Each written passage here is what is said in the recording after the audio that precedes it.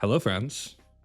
Welcome to Talks Between Takes, where three kind of grown ass men talk about basically whatever the fuck we want. You may know us for the characters we play, the tales we tell, or the personas we've adopted, but here you'll see the men behind the masks, raw and unfiltered. Jesus. It's always structured the same. For the first hour, we'll play games, shoot the shit, debate lighthearted topics. After that, we'll head into the deep dive where we focus on one specific topic and have honest conversations, the kind that usually only happen after the recording stops. Oh, boys, this is going to be a fucking episode.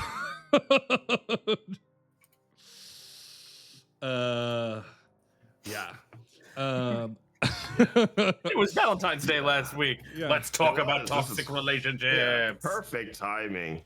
I love it. Valentine's Day went poorly, and their anger and whatnot. Like Valentine's Day went poorly, and now I have an itch. Well, I figured it was better to do it after Valentine's Day than before Valentine's Day. So, like, at least we've charmed up the partners and sort of Bob charmed up his hand. Oh yeah, I was gonna say Vogue. Yeah. How did Jill do for Valentine's? How was Valentine's Day? Tried and true. Tried and true is fucking crazy. That's wild. Oh. Did you do the googly eyes? At least I should have. I really should have got googly eyes. Like, legitimately, I should have got some googly eyes and then put them on like hand game and been like, "Hi, I'm Jill." Did you buy Eris some makeup marigolds, Nomad? You know what the worst part is? She looked at me. Sorry, go ahead. When do we put Dom in the hot seat for this bullshit? We're gonna figure out how to do this, yes, because you will get yours, good sir. Whereas she told me afterwards, she's like, I gave him two answers. I said roses or marigolds. I'm like, and he picked the one that I wouldn't. Fuck! To be fair, I think if I had asked you what her top two flowers were, you also wouldn't have gotten it right. So I said roses. Wait, Yeah, I got roses. Yeah, he did say roses. Yeah, okay. We'll give you roses. I just love the clip where she goes, "It's marigolds. I told you yesterday in the car." fucking bullshit. Bullshit. Pally says studies show that talks between takes is responsible for 70% of breakups. It's true. Yeah, it's true. Statistically, nobody don't listen to broke her up advice before and this. then ruin your relationship. Yeah. Oh God. man, speaking of ruining relationships, Jill will always be tried and true. Never gonna break up unless, unless with a literal saw, Oh my god. Jesus. No, Christ. but you still have her. You still have her twin sister, Lil. No, that's true. That's true. It'd be a whole new experience. Right? Yeah, it's a real away gamer. The Bible says a sister or something about a man's wife and sister or something. I don't know. I didn't go to fucking Sunday school. Man, I was I went out last night and I got home and I was pretty buzzed and I was watching. I went down a hole of Mormon Instagram. Bro, some of this it was a guy. There's a YouTube video of a guy going around interviewing girls at BYU. And how long have you been dating before you were engaged? 3 weeks. What's the biggest age gap you've seen at BYU? Oh, the girl was 18 and the guy was 47. And then the interviewer goes, he's like, why are the girls always 18? And someone in the comments was like, bro, you know why they're always 18. Fucking Mormons, man. Damn. I need to start my statement by saying I'm really whatever religion gets you through the day. If your book helps you sleep at night and it makes you a good person, Godspeed. Some days I'm really glad I grew up Presbyterian. Yeah, I also want to say Crazy. whatever religion you subscribe to is okay, but this interview series had me feeling a thing about Something I heard in college in Utah: a ring before spring is the goal for fresh. Wow. Yep, it's Fucking true. Wow. Bro, the crazier thing is they interviewed this girl and she was like, yeah, my friends have asked me to knock knock the bed like 25 times. I'm imagining Oh this my poor God. girl like under the bed, like moving it while her friends are just doing it. Up the Oh bed yeah, above. they call it knocking, right?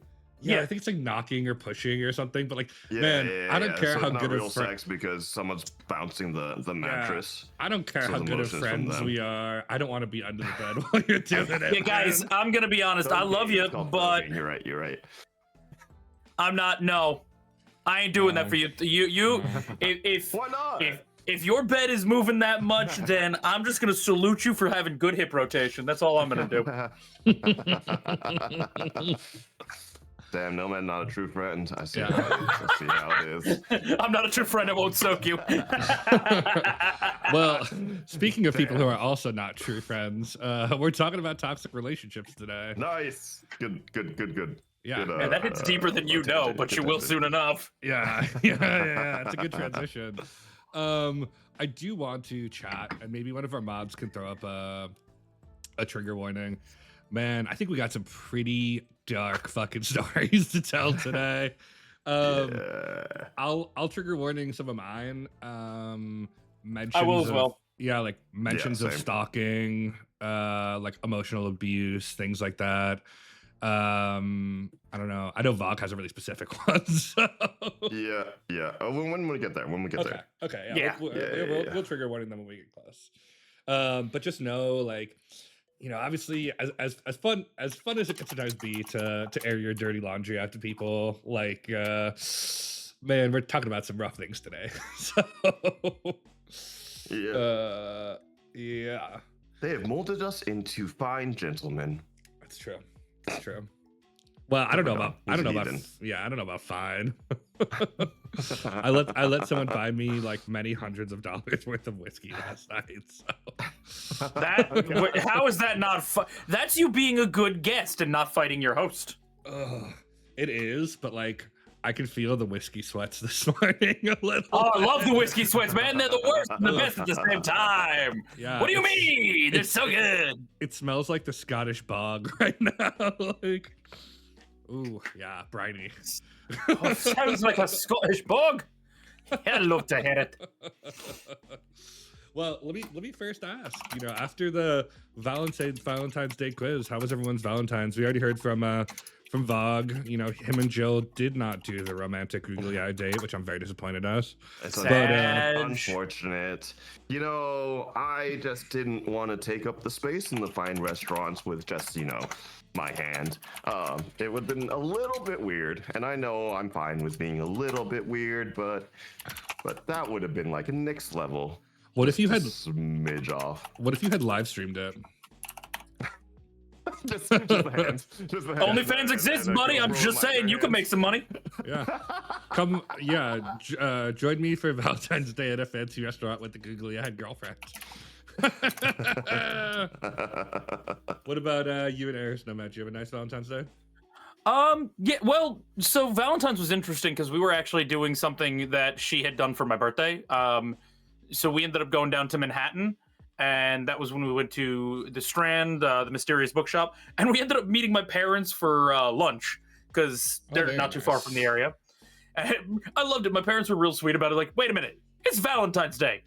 Guys, you don't have to invite us out if you don't want. It's like, yeah, we don't do Valentine's Day on Valentine's Day. That's amateur shit.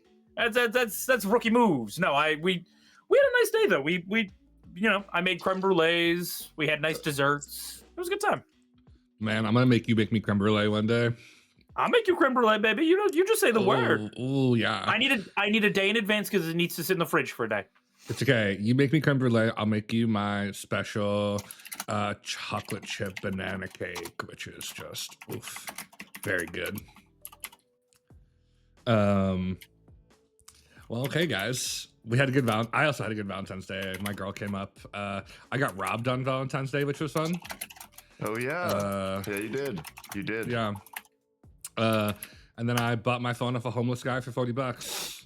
So That's what? yeah, I'll tell the story. So I'm sitting with my girl, like right outside my apartment. There's like a really nice park, and you know it's Valentine's Day. It's like I'm being a good boyfriend, and she's like wearing a coat. So I'm like, hey babe, let me take your coat, and we're gonna walk to the comic book store because she loves that shit. So I grab her coat. I leave my phone on the bench for literally 30 seconds before I run back. It's already gone. Oh shit. Yeah, and then I begin to chase it through the city before eventually finding out that, God, I'm not going to find this thing. Then the next morning, we're sitting at brunch, and I like find and it's literally like a block away. So I'm like, okay, babe, stay here, be safe. Like, I'm going to go find this. And so I walk over, and there's like a big group of homeless guys. And I was like, hey, look, guys. I pinged my phone, and I heard it. And I was like, look, guys, like, don't want any trouble. One of you guys has my phone. I got $40 in cash. If anyone has an orange iPhone, it's useless to you. It's bricked, you know. I'm gonna walk about 10 feet away. I'm gonna turn around, and then I'm gonna turn back in about 30 seconds. And whoever's holding my phone is gonna get $40 cash. So I walked away. I turned around. You know, they all gather. There's talking. I turn around. A guy's holding out my phone. Give him $40 in cash. Walk away. This is how I know where, and I'm not going to say the state, but this is how I know where you and I come from similar backgrounds. I've done the same shit in Newark where I've pulled up outside a liquor store in like the shittiest part of Newark. I needed to pick something up. I saw a homeless dude on the corner, and I was like, yo, watch my car. I'll buy you whatever you want from the store. He's like, I got you, man. I need a fifth of Hennessy. He's like, I got you. Cool. Dude fucking was Air Force or fucking Secret Service for my car. It was great. Yeah. Oh yeah. Oh yeah. I mean, if you properly motivate people, you know, it's oh, thank you for the follow, Danta113. Dante. Dante. There you go. You guys can read better than me. Yes. If you properly motivate people, if you approach them the right way, you can make magic happen. Oh God, yes. Ugh. But yeah, I got my phone back. I gave it a deep cleaning. Do not worry, people. Like, I disinfected the shit out of it. But yeah, now it's fully working. And yeah, I paid $40 for my $1,400 iPhone 17 Pro Max. And I was like, yeah, this is great. Hey, you get it back. Oh, yeah. Didn't you get a replacement phone though? What did you do with that? I did. I just returned it. Yeah. I got you. Yeah. Pros of working on the inside. yeah. All them company corporate perks. Yeah. Well, all right, guys. Should we jump into our first game? And kind of see. I called this game, but Dad, I can fix her. But I can fix them because, you know, we're not gender specific here. So, chat, if you guys have never heard this game before, I based this game off, they're a 10, but, and so I've put a bunch of, questionable things here, and I'm going to say they're a 10, but, and then you guys have to tell me, give them a rank 1 through 10 and a little explanation. And chat, if there's anything you want to suggest here, feel free to put it in. I have a bunch here, but I know our chat is fucking brilliant, so I'm sure you guys come up with some crazy shit. You ready, boys? Yeah, buddy. Hell all right. Yeah, let's do it. All right. They're a 10, but they constantly flirt with other people and say it's just for fun.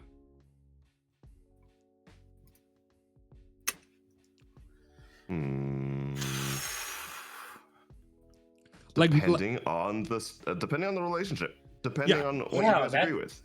I will say I'm taking these like assuming it's like a quote unquote traditional relationship, so like monogamous, like none of the more interesting relationship things you can do. This is like a traditional like your mom's relationship. Oh, okay. Yeah. Fuck you, Shizu, because bro, you just got called out. No, I can't help it. I can't turn the shit off. But it's baby worse girl. with dudes for some fucking reason. Like, my God, I'll flirt with you two, with Dade, with Jersey. Jesus Christ. Oh, I flirt horrendously, but only with men. That's the thing. I feel like Yeah. Sorry, go ahead. No, go ahead. No, I was gonna say I'll send some dirty shit to my boys. I'll be like, baby, you looking good enough this morning. I just want to eat you up. Oh, you but won't. like, The fuck? but like, more of my messages. What the yeah, fuck? not you, man. I feel ripped off. I'm just not into you like Damn. that. But like, Wow. but like, Wow. if a girl if a girl flirts with me, I'll be like, thank you so much for your interest in dom.org. I'm afraid that I'm unable to come to the phone right now. No, I don't do it nearly with women as much anymore. But okay, single nomad, he's a fucking problem. He's a goddamn mess. If it moves and breathes, he'll probably flirt with it. It's like it's just second nature. Like I can't even really help it. It's like, oh hey, how you doing? I can't stop. Hey, how you doing? How you doing?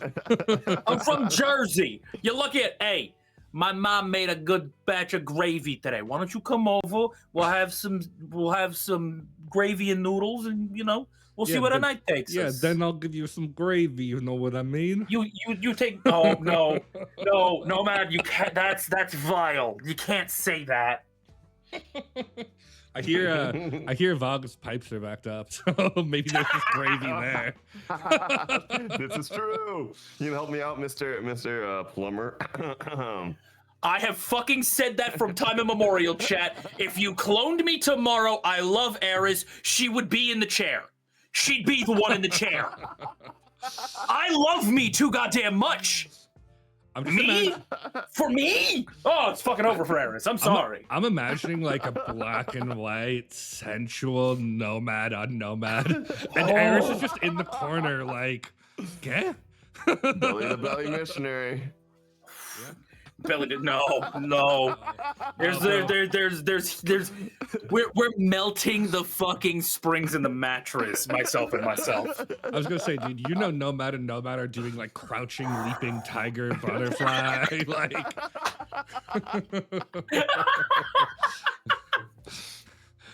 They're like, oh god, they're somehow like fucking Olympic level figure skaters where they're just like bending each other. Who knows, man? Arius in the corner screaming in Spanish like a Brazilian football commentator. See, that's just gonna make it even better, though. Yeah. Like when she hits me with that goal. Oh. Vale, mas, nomad. All right. As great as the side as this is, they're nomad, but they constantly flirt with other people. They're nomads.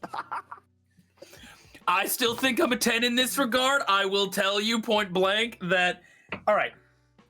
Thank you, Phantom, for the follow. If there is enough of a understanding in the relationship, I don't actually think it's a huge problem. I may be coming at them from a personal bias perspective, though, so I will say that. Yeah. I mean, I personally, and like I think I've shared this before, like I tend to explore non-traditional forms of relationships, like ethical non-monogamy and things like that. So for me, like as long as you establish this early on, it's fine. But like you also have to communicate and have trust with your partner. Yeah. So I would say, yeah. but also like I would say like if my partner was doing this and I said something and they were like, "Oh, don't worry, it's just for fun," but it like made me uncomfortable, I would say like I would say that like lowers you significantly.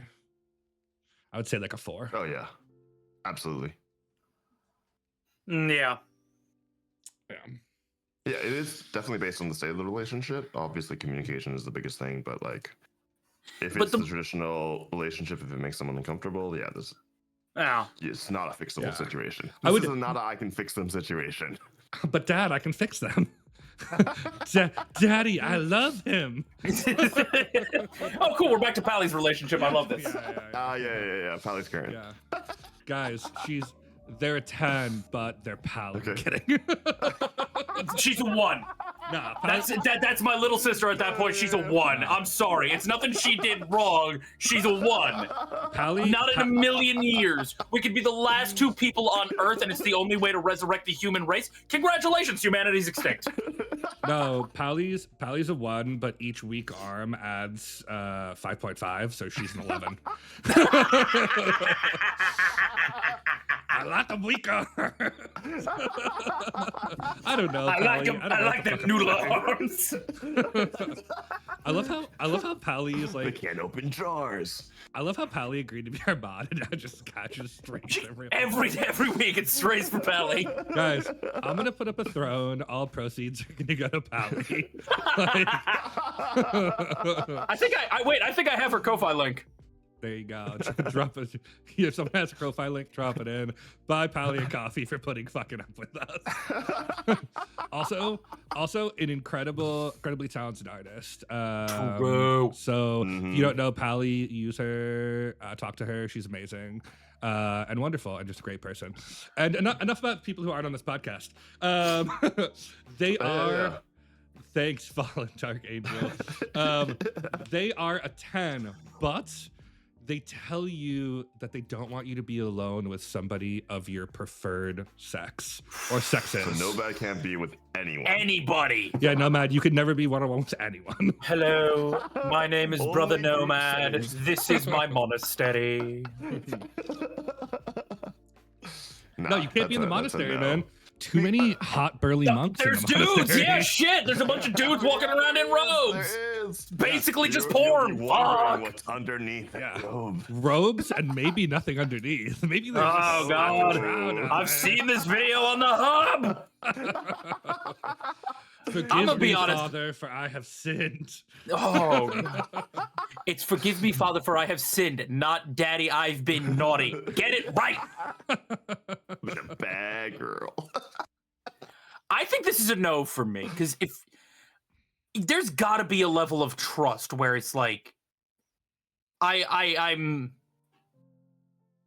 If I can't trust you to be with somebody else of the opposite sex, then we're gonna have problems. That's deeper than just, 1 or 2 trust issues. Oh God, we hype training, boys. Hey, hip train. Thank Choo-choo in you, the chat. friendos. Choo choo in the chat. I agree with you. Actually, this is something I put on here because this is something a former partner said to me. They were uncomfortable with me being alone with someone of the opposite of my preferred gender, which is women. And I was like, that's fucking insane. But yeah, I would agree with you. I think to me, this is a 0 now. Like, I will never put up with this again. Ain't no fucking way. Yeah. Yeah. Yeah. It Yeah. would be a 0 for me.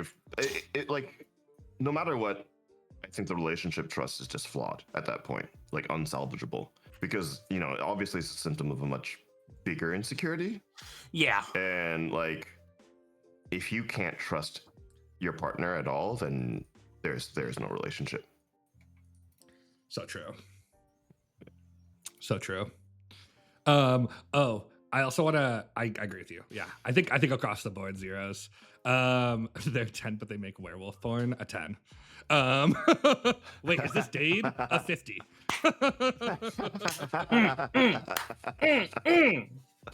Oh, they make, Just so you guys know, on Date's Patreon, we're gonna have a lot of mermaid audios all of a sudden for some reason. I told him point blank, stop spoiling my Patreon this month, god damn it. yeah. Guess the cat's at the fucking back now, but what people are getting next week, bullshit. I will admit I've had a curiosity about what goes on Dade's Patreon. I will never. It's wild. I don't know if I'll hit that subscribe button ever, but like I'm getting more and more curious every day. Like He'll be welcome with open arms. probably do. Something's gonna be open. I'm just, bro. People seem feral over it, so I kind of feel like I'm missing out. Like it's FOMO. Like it's got to be really quality shit. Like I'm Listen. Homies big up homies. Man makes good smut. If that is your cup of tea, you're gonna be drinking well. All I'm saying. To be fair, I think many of my male friends make great smut, including you two. So, You can anyway. find it at. We're kidding, guys. We don't make smut. The Patreons are all just prayers to sweet baby Jesus. Yes. That's Okay. what people want. Sweet baby Jesus, please stop. I'm basically a shriveled Capri Sun packet at this point. I cannot. I've got nothing more to give. I'm sorry. I'm so empty. Oh my god. One of you guys should do for April Fools. Like, I'm a Capri Sun who's been squeezed too hard. There's nothing left to give. Last April Fools, I did a sentient vibrator. Jesus. Oh my god. Again? I love that so much. Again, woman, this is the 7th time this weekend. I get it. It's Valentine's Day and you're alone, but Jesus. It's just like.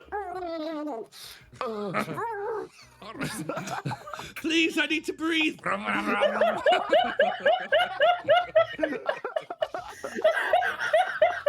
god. What if we did an MMM for F where we were all sentient vibrators? Like, oh my god, you're just pulling me out. No, please take me out. Girl, you don't have that many holes. What are you doing?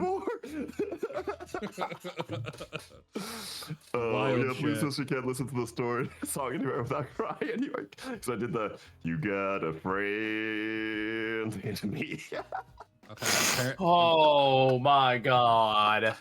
Fog nope, Vog is maxed out. So let me just instead lower Nomad and myself because apparently Vog is not loud enough. Bye. I'll get closer. I'll get real close. Oh I just yeah. see her here. Oh yeah. Get real close, Close. baby. Yeah. Close. Oh my goodness. While we talk about sentient dildos, you know. Oh yeah. Well, Yeah, this is let's the conversation we were having Sunday morning. let's move on to the next one. They're a 10, but they're a sentient. No, I'm kidding. Oh god. That's a 20, baby. That's a 20. Oh yeah. You can dirty talk me while you do it. Fuck yeah. Let's fucking dance.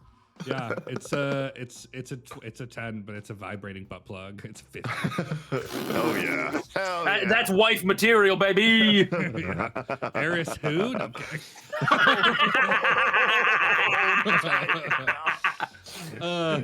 There's they're a 10. foaming chancla somewhere in the air. She's not in the house right now. She had to go. We overslept, so she went grocery shopping. I'm relatively safe until the fucking car comes through the front wall. You guys can see I added a new emote in honor of Valentine's Day where you can beware the chancla. Oh, that's lovely. Yeah, I had a lot of fun on Convo with it. I had a lot of fun on Convo. Okay, they're 10, but they text their ex every day. Every day. Would they block me if we broke up? She says maybe. That's zero. That's a zero. Yeah, because she's definitely still into that ex. You're still into him. 100%. If you're still texting him every day, you're still into him. Mm. That was one of my favorites I've ever heard from. It was another podcast that I was listening to, and the guy was talking about. I was with this girl. She texted her ex every day. They were part of the same friend group. They saw each other every time. And I asked her, "Would you block him?" And she said no, because it would throw off the dynamics of the friend group. Yeah, But then the moment she broke up with me, she blocked me. She blocked you. Here's the That's thing. rough. I think like 95% of the time after you've slept with someone, you can never go back to being just friends. That's a personal opinion. Yeah. I don't know that that's always true, but like 95% of the time. And so I don't just not want you texting your ex. Like, it also makes me like, we have to have a hard conversation if you're friends and you see regularly someone you used to sleep with. Yeah, it's weird because I think it's super rare and it's super weird to even try to navigate that. Like, are there still feelings about it? Do you question it? Do you communicate with everyone involved in the situation? Is it even worth trying to navigate that, or just better to just cut that person off? What if you don't want to cut that person off because there are a lot of memories of friendship beforehand? There's a lot of complication about it, but like definitely not everyday texting. That's crazy. If you're in like the same group chat with a group of friends, that's one thing. But if it's legitimately just, hey, how's your day going? That's still relationship shit. I think it's gonna end up being a 0 for me. Yeah, it's definitely down there. I just like once again, like chat is like co-parent. Like if you're co-parenting, different. Right? Different animal. Like, Different animal. I've dated people who are like actually like I've told like former partners I dated who were co-parents. I'm like, I want you to be a good parent. It's like definitely communicate with the other parent if you can. Yeah. But otherwise, no. My But daily text even co-parents don't talk every day. You know what I mean? It's like pick up, drop offs.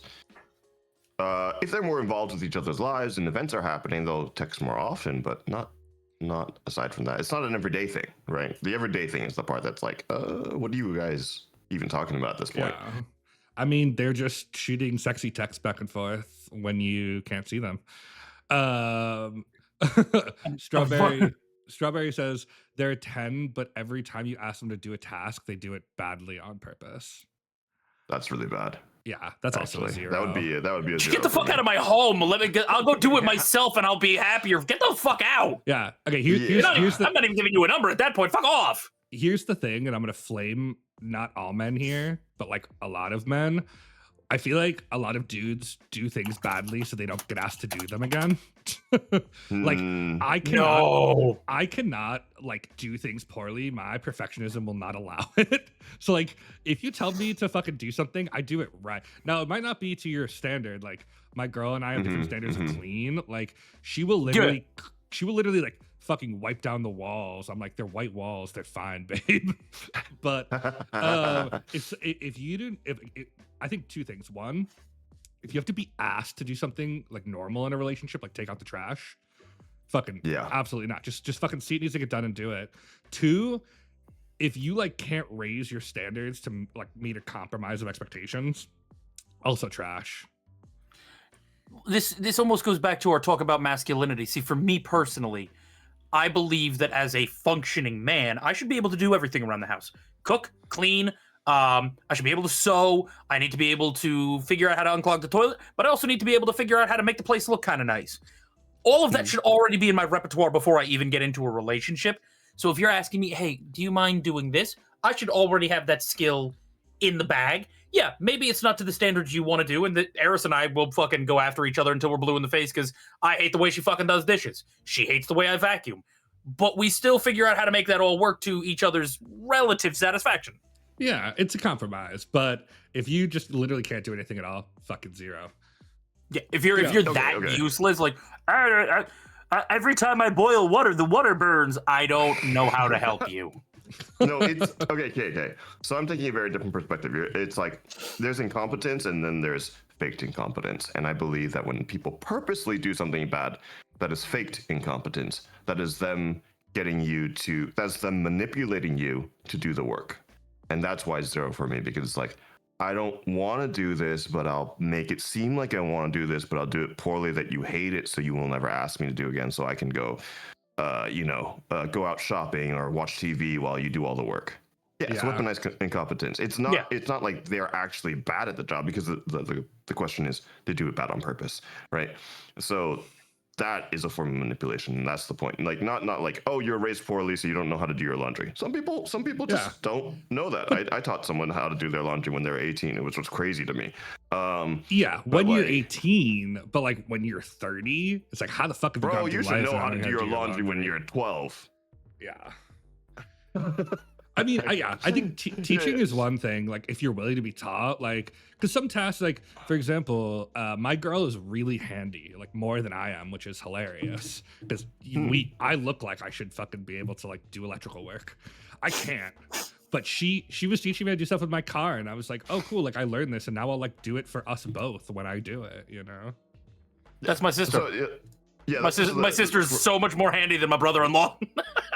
To me, it's just like purposeful incompetence is so much worse, because it is weaponized. It is a form of manipulation. So it really is. There, once again, the relationship is just dead in the water. It's a 0. Yeah. All right.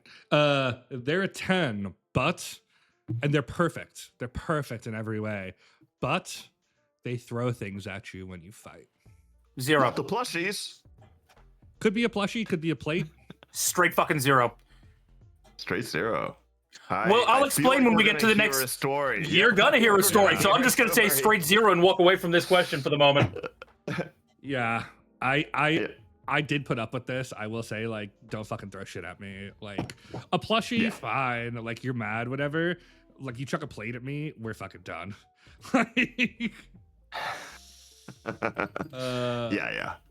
Yeah. It's throwing of anything. Like when you get to the point where you like literally can't use your words anymore and you resort to physical violence. You know, we live in a. It's difficult. Like we're going back to masculinity again about like you know, and you see a lot of situations where more femme partners will, you know, physically endanger the other one. They're just expected to sit there and not actually do anything, and that can lead to a lot of problems. So that's a straight road to zero. yeah. It's interesting you say that because I was actually in a relationship with a guy, and we'd been dating for like 5-6 months, and it was a decent relationship up until that point. And we had a fight one night, and just there was this weird instinctual. He pushed me, I pushed him back. And then the two of us had this clarifying moment. We stopped, looked at each other, and said, "This has been great. We're good." And the relationship ended on the spot. That's wild. Like it wasn't even there wasn't even any animosity left. It was like, this is a problem, and we're guys. If we start swinging on each other, this is not going to be gentle. This is going to get violent so fucking quick. And the fact that we even just did that's no. We can't. This is not the place. I think every good man, especially like I mean, I'm a large guy, and like I know Vog is too. Like we're like tall. I'm not a small sort of dude. Broad, like broad people. I think every like kind of like more big, like I guess traditionally built mask person has this moment where you go, oh, if I get angry, like I can really hurt people. We had that because he was not a small dude either. We were both decently sized guys. And it was that moment where afterwards we caught each other's eyes and went, oh, fuck, we just realized what we did. Okay, no. We wished each other nothing but the best. I grabbed my shit and I just left that day. That's also, that's such a two dudes thing to do.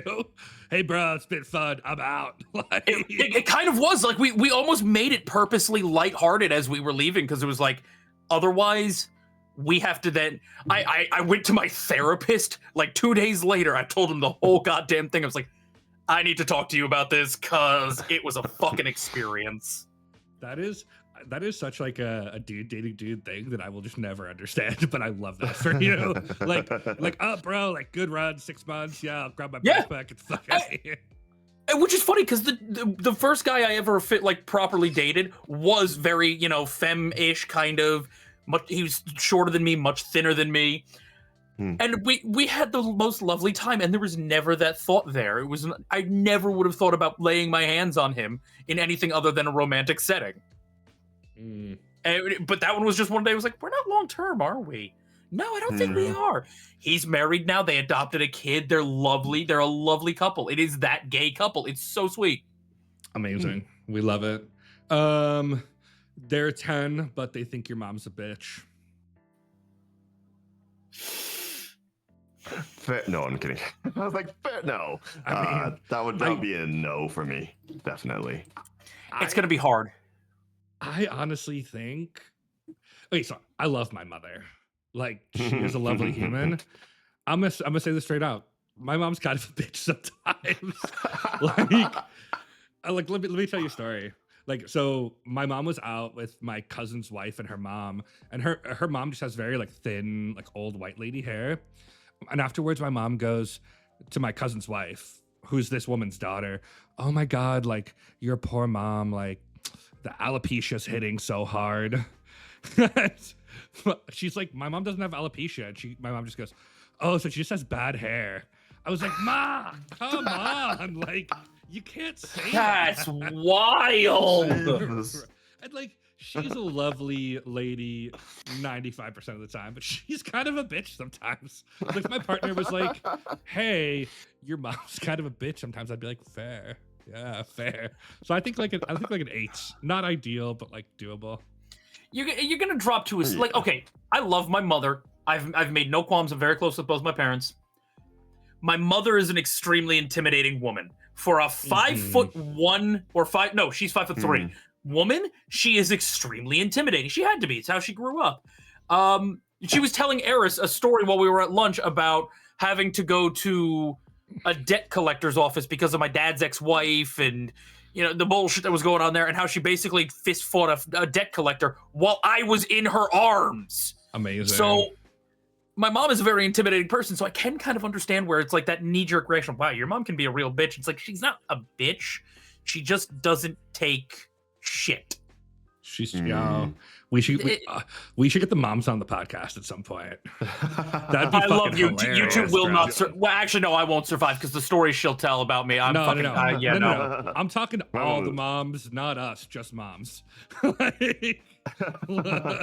I'll never survive this fucking community. My mom will survive. No, my mom is a very kind, nurturing person. So if anyone ever said my mom's a bitch, I would lose it. Like I know I've talked about it on the podcast how I've had like a rough relationship with my parents, but it's been mostly, patriarchally driven. I will say that in those decisions.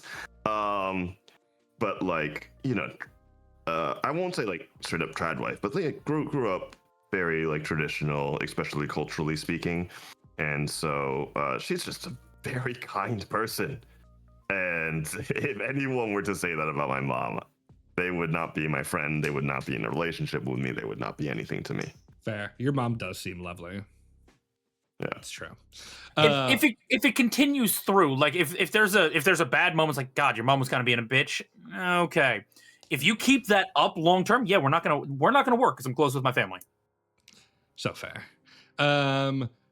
Here's one that was kind of interesting. There are 10, but every once in a while, let's assume you're not living together, whatever. Every once in a while, they just won't respond to you for a few days. Like once every like 2 months, they'll just like kind of ghost for like 4 or 5 days. It's the state of the relationship or the stage of the relationship. Let's say you're like 6 months in. Oh, okay. Do you tell me, hey, I just need a couple of days, or nope. do you just you just disappear like every 2 or 3 months for like 5 days? You just like don't respond to texts, like don't pick up calls, whatever. It's gonna be hard because I'm gonna constantly be worried about you when you do it.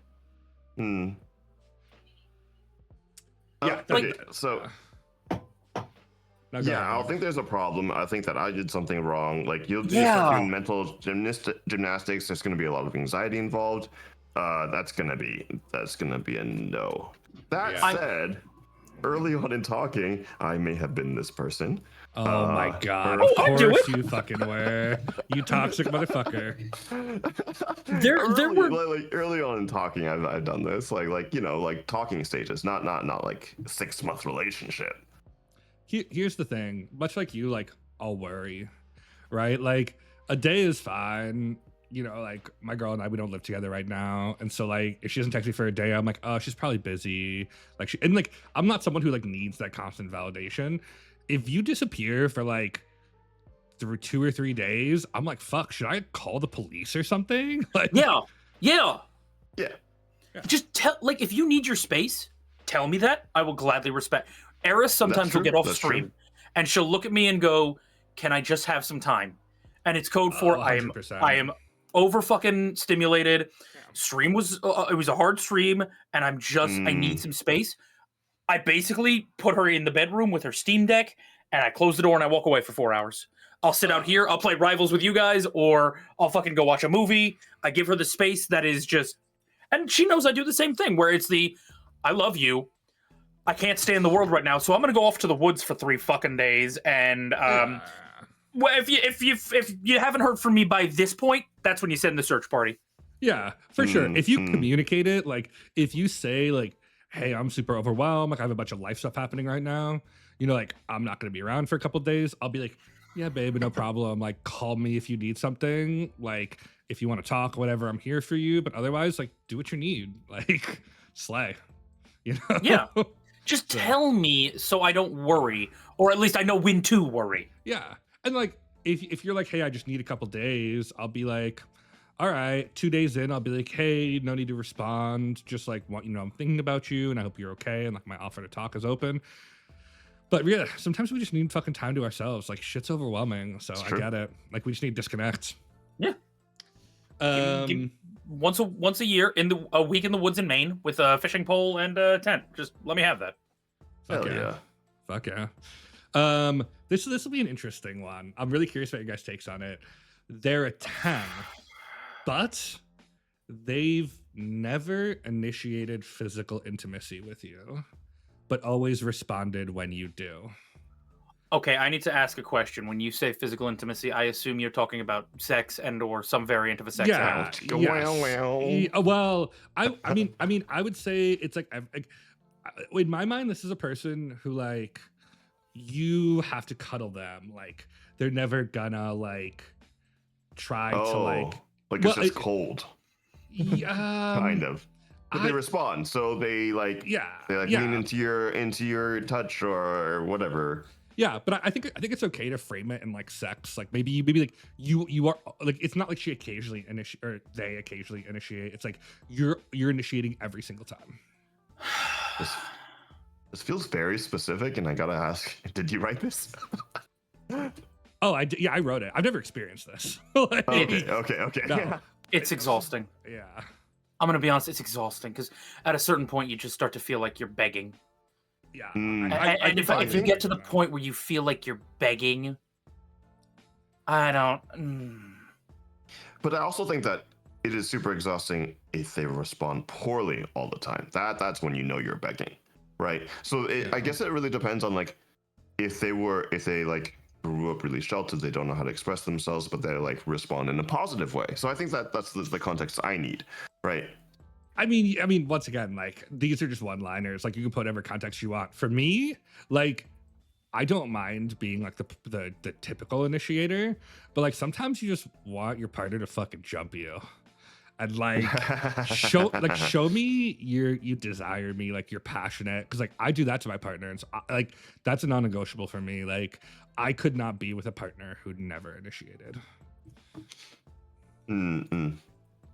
Yeah, I guess it's like, yeah, what I'm saying is like, and Amber also wrote that in the chat, is like, they might be really shy, and that may be a no for you, but it could just be like, they're just a really shy person. And are you okay with that as a person? Is that something you're okay walking into a relationship with? Because you probably would know about that walking into a relationship with someone, because socially they're probably pretty shy too.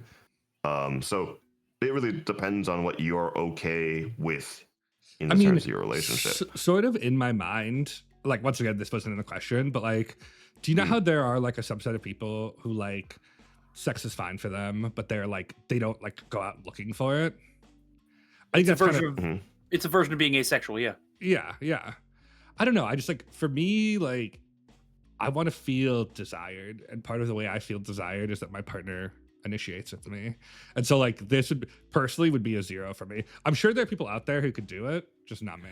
I don't want to say it's a 0 because I don't want to shove anybody under a bus, but it's real hard.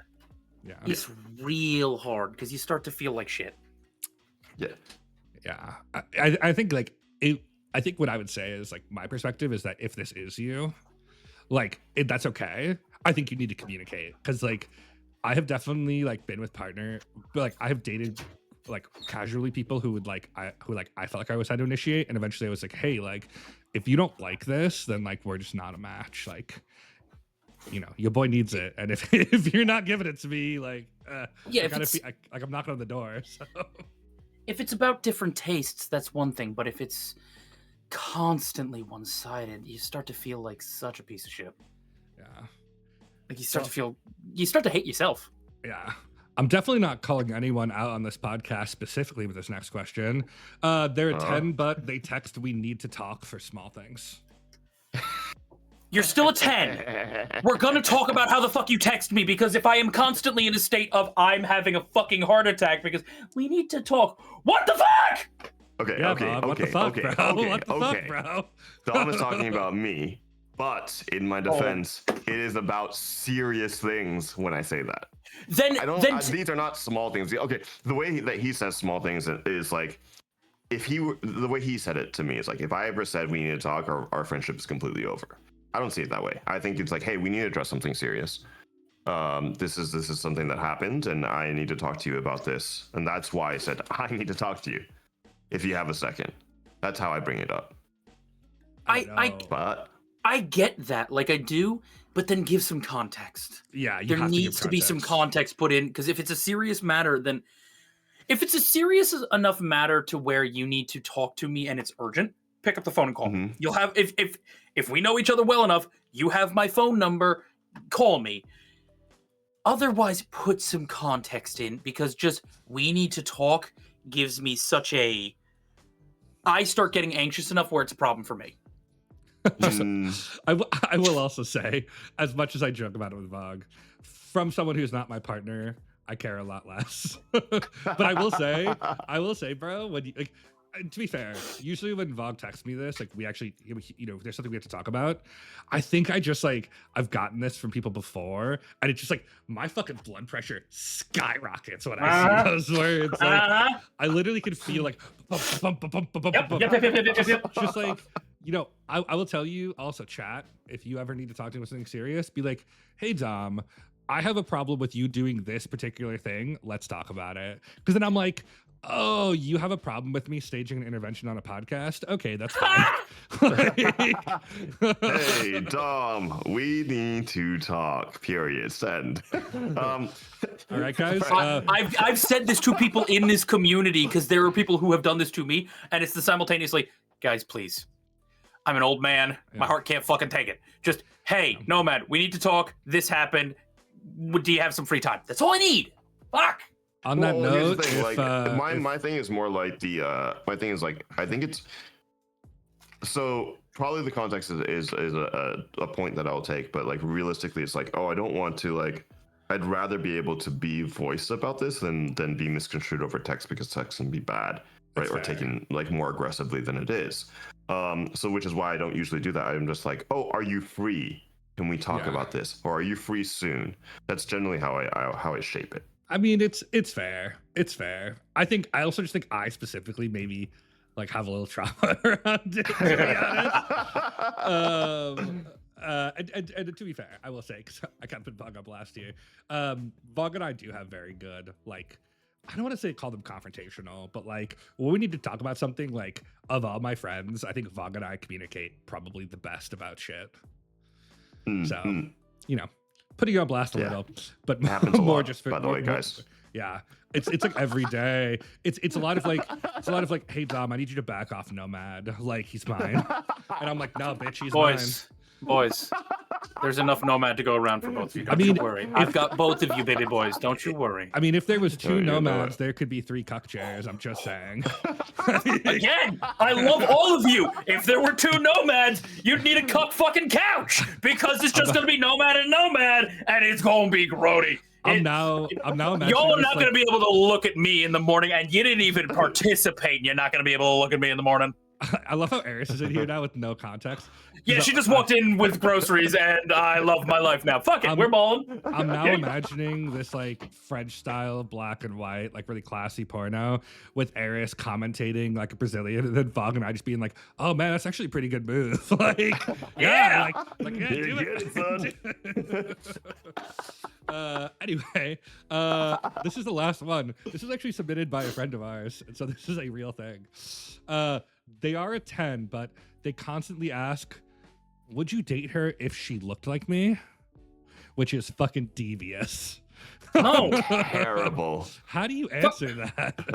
I don't know her personality. I don't know her preferences. I don't know this, that, or the other thing. I know them about you. It's why we date.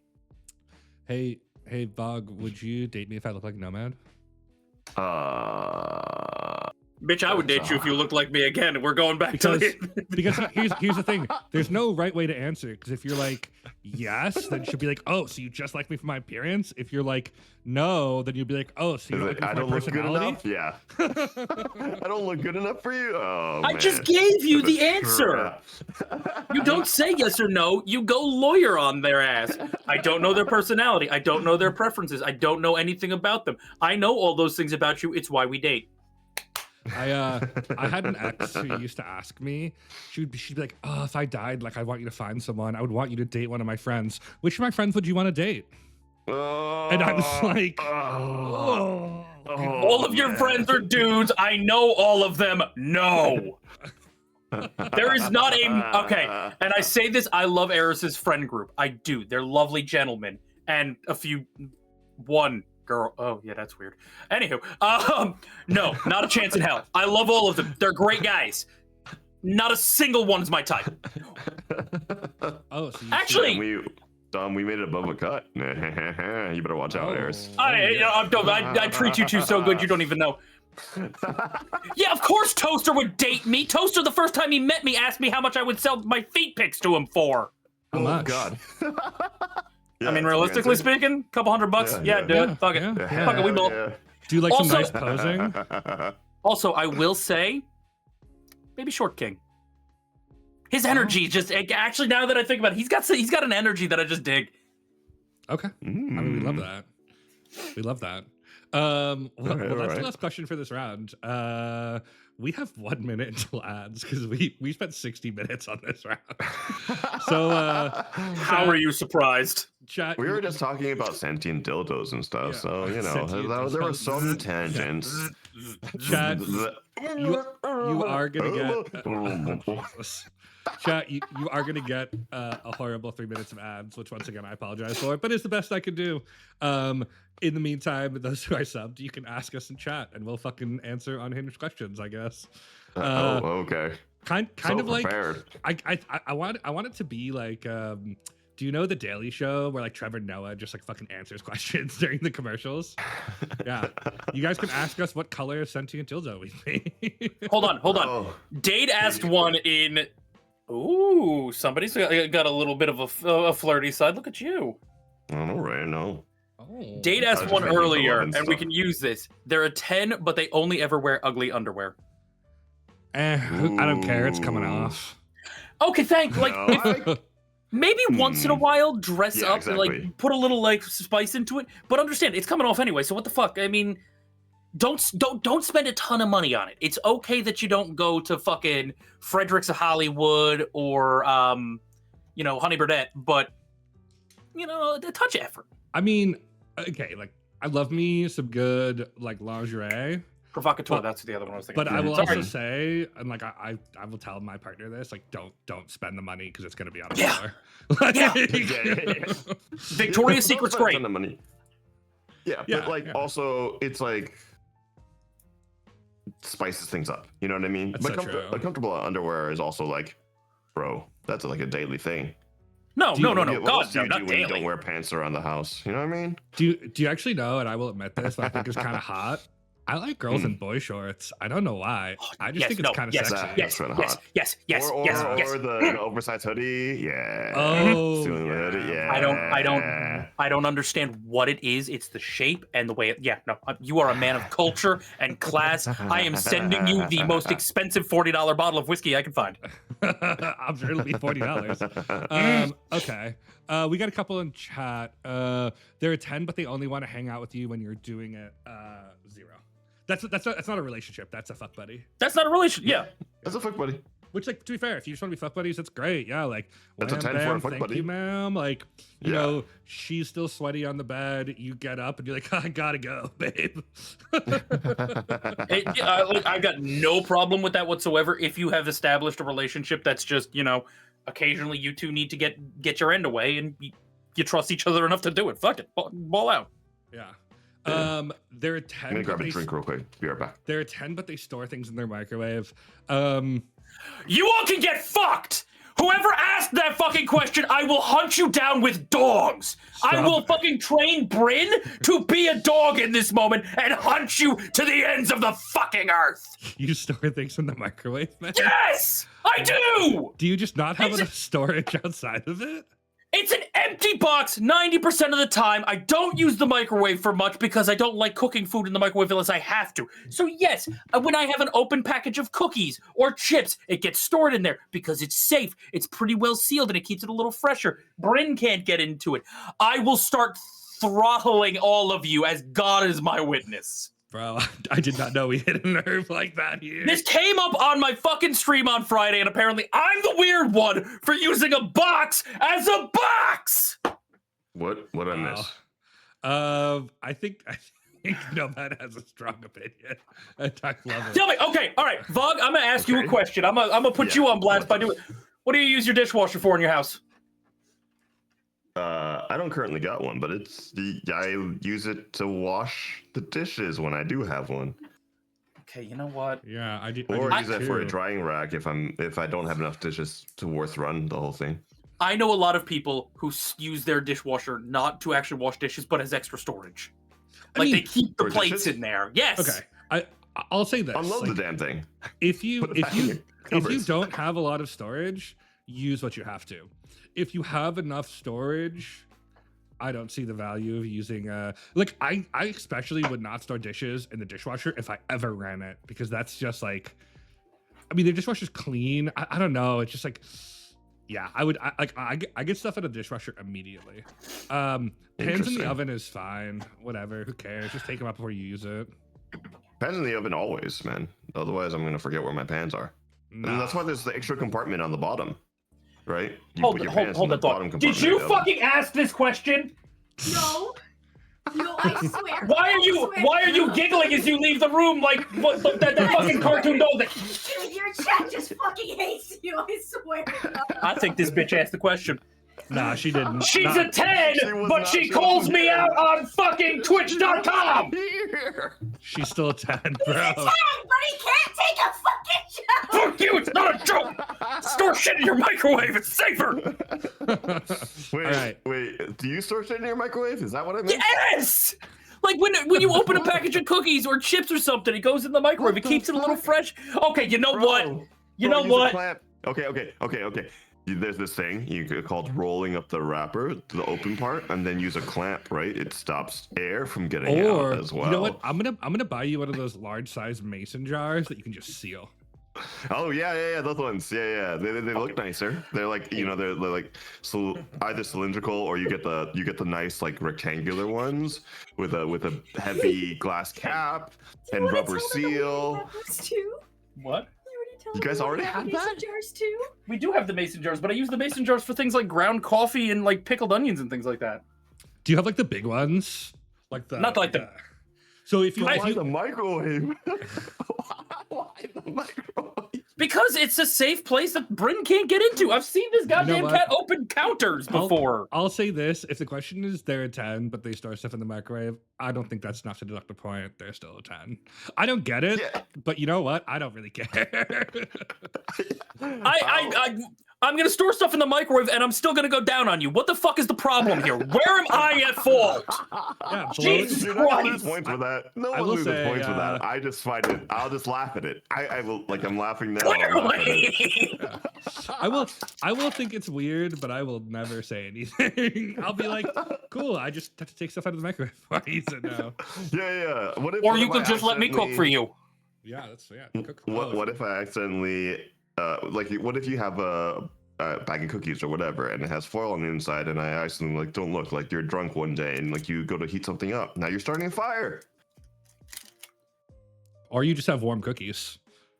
No, dude. I What? don't What? think What are you that talking foil. about? I don't Aluminum think inside that, the microwave? I don't think I'm thinking of like the Chips Ahoy. I think that's plastic. I don't think that's foil. I think it would just melt. I think it would just melt. I don't think it would light on fire. no. I think it's lined with foil on the inside. It All could right, get well. dicey. So if somebody wants to potentially burn down their house, go ahead and microwave some Chips Ahoy and let us know. Jesus Christ. Oh my That's God. not an opinion of please don't come after us. Nomad's Tales and Audios does not support the opinion of One Talks Between Takes, aka Dom. I'm just for science. I mean, keep a fire extinguisher nearby, but now I want to know. God. Okay, we're playing a new game, and I have named this Hoxika or Kawaii, which is probably the wrong pronunciation, but I'm a white man, so I'm gonna get away with it. Go. Where basically, I want you to tell me if this is toxic or kind of cute. She constantly she asks you, "Would you love me if I were a worm?" Toxic or cute? It's not toxic, but I'm gonna start making jokes at a certain point about no, but I will take you fishing and use you to catch a really good bass. Oh, yes. Like, understand, if it keeps happening, I will use it against you. 100%. Oh man, it's like a little of both to me, honestly, because I think the question kind of falls in lines with like, would you like me if I were her? Or would you still like me if I looked ugly? Would you like me if I was old? Like those kind of baity type of questions. I think it can lead to an argument. Yeah. I think it can be a little manipulative. So that's why it's like, but it's said in a cute way, which makes it like a little like, you know, would you love me if I was a worm? Like, you know, it's a jokey way, I hope. Yeah, But I mean, it can lead to an argument. So I think it's both. it depends on the underlying cause. Like, if you're seeking validation that I'm not giving you, that like, hey, like if you know, as you age, as your body changes, or like, you know, if you were an accident, like yes, I would still love you. But like, I don't know. Yeah, I really don't like I don't know, the, ask like. Pally. I want Pally to draw a full like worm girlfriend series of like some person just like taking their worm girlfriend to like all these cool things, like worm girlfriend goes to Disney. Like, yeah, I mean, I think it could be. I don't really like it, but like I'll say it's neither toxic or cute. It's kind of whatever. Yeah. Toxic or cute says, all my exes were crazy. I'm so glad you're different. That's toxic. Yeah, Toxic that's as toxic fuck. as hell. I will tell Holy you shit, guys. I don't trust that for a second. As an There's expert, a common denominator there. as an expert in finding toxic women, because somehow that's been a lot of my life. If anyone says all of their exes are crazy, there's one common denominator to that, and it's not the fucking exes. There's a straight line to find the direction to your shit's gonna be on fire in your closet soon. I promise. I would say like 85 to 90% of my exes are literally probably actually fucking crazy, given what the stories I want to tell. You would never catch me saying all my exes are crazy. Some of my exes, very lovely people. Things did not work out for various reasons. That's fine. It was all Dom's fault. I was there. I was there. This is what the we need to talk messages are all about. Andy says, I'm really curious. They are a 10, but they almost constantly had flatulence. Farted even in. I fart in public all the time. I fart in public all the time. Yeah. You think every guy on the planet doesn't? Andy, I'm gonna strip the blindfold from your eyes. But we all do it. Yeah. Every one of us. We have practiced how to do it so quietly. You don't know. Yep. No. Yeah, no, where you like lift like one leg really like subtly. Yeah. Oh, Now, if they, I if crop they're, like, dust everywhere I go. oh yeah. Now, if you're in like an elevator and they fucking rip it, bro, Okay, yeah. Maybe not that. maybe a little different. Like, I don't know. I get the hungover farts. So like if I have a lot of beer, like oh yeah, it's just Oh yeah. You get the dads. yeah. But like, I mean, I don't know, man. Like hot people have gut problems. Like I don't know what to tell you. How do you think we stay skinny? Listen. If you're not with me and I'm in an elevator by myself with a bunch of other dudes, yeah, I'm absolutely nuking the place Hot just to box, establish yeah. dominance. Yeah. That's a domination move. Oh, we're all dudes, cool. All right, I'll see you later. Bye. Yeah. No, I will say like, I try not to rip one like around other people, but sometimes man, it just got to come out. Like yeah. I mean, there's I still rip 10. it all the time. I just don't. Yeah. You know, you also got to occasionally like Dutch oven your partner to establish dominance. Just fucking 100%. blankets over, And then just pull the rip block, it. pull the sheets over their face and like lock it down. How this girl hasn't killed me yet is a fucking miracle. Babe, just enjoy it. It's a part of me. Just appreciate it. Okay. I think we all agree all the exes are crazy. That one's toxic as fuck. Yeah. Gets an eerily accurate stuffed animal of you. Doesn't bother me. Huh? Oh, it deeply bothers me. I mean, does it have little bits of my hair attached? Because then it'll bother me. But if it doesn't, it's just like, oh. It could. Is it a voodoo doll? Is it a stuffed animal because they love you so much? I don't know, man. I don't know, maybe because That'd be a no for me. I know people who have gotten stuffed animals of themselves made for their partners, where it's like made out of their clothing, and That's cute. I've seen it a lot with military spouses, where it's a way of leaving a little something that when you're gone 6-8 months on deployment, it's a way to leave something behind. So I guess I don't see it as a problem as much, but Fair. Vog, any thoughts?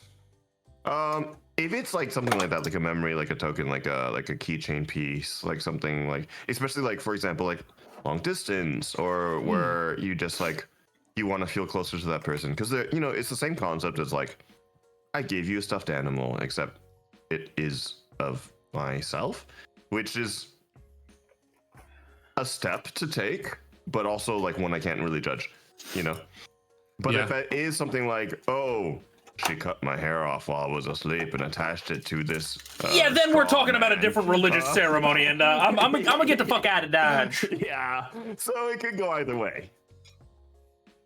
Agreed. I just think I don't like dolls. I have a weird thing about Chucky, so. Yo, same. Yeah, I just like I don't know. It freaks me out. I just don't want it. All right. Gets really protective of you in social settings without you asking. Cute or toxic? I don't know if it's toxic. I think you have to have a conversation. I don't think it's cute. Like, you want to be next to me. You want to be like on my arm and like, oh look, I'm his partner. Like, okay, fine, cool, whatever. That's fine. Uh-huh. If you're like legitimately scaring people off, now we're gonna have a conversation about that. Interesting. I guess it depends on the scale of it, right? Like, it also depends on the dynamic about it, because like to a certain degree I see myself as that person, right? Because it's like I am a larger man, and like here in walking in the city street at night, etc., like walking on the outside of a curb, etc., right? So it really is like being protective if anything happens, like overprotected, like is this overprotectiveness like nobody look at her or you'll die, you know what I mean, that kind of stuff? I mean, yeah, I don't know. That could be the extreme. Interpret it how you will, right? Like, is it cute or is it toxic? Like, if someone's super protective of you, is it cute? Is it toxic? Like, I know for me, I think it's a little toxic. Like, I don't need anyone to protect me. Like I got it.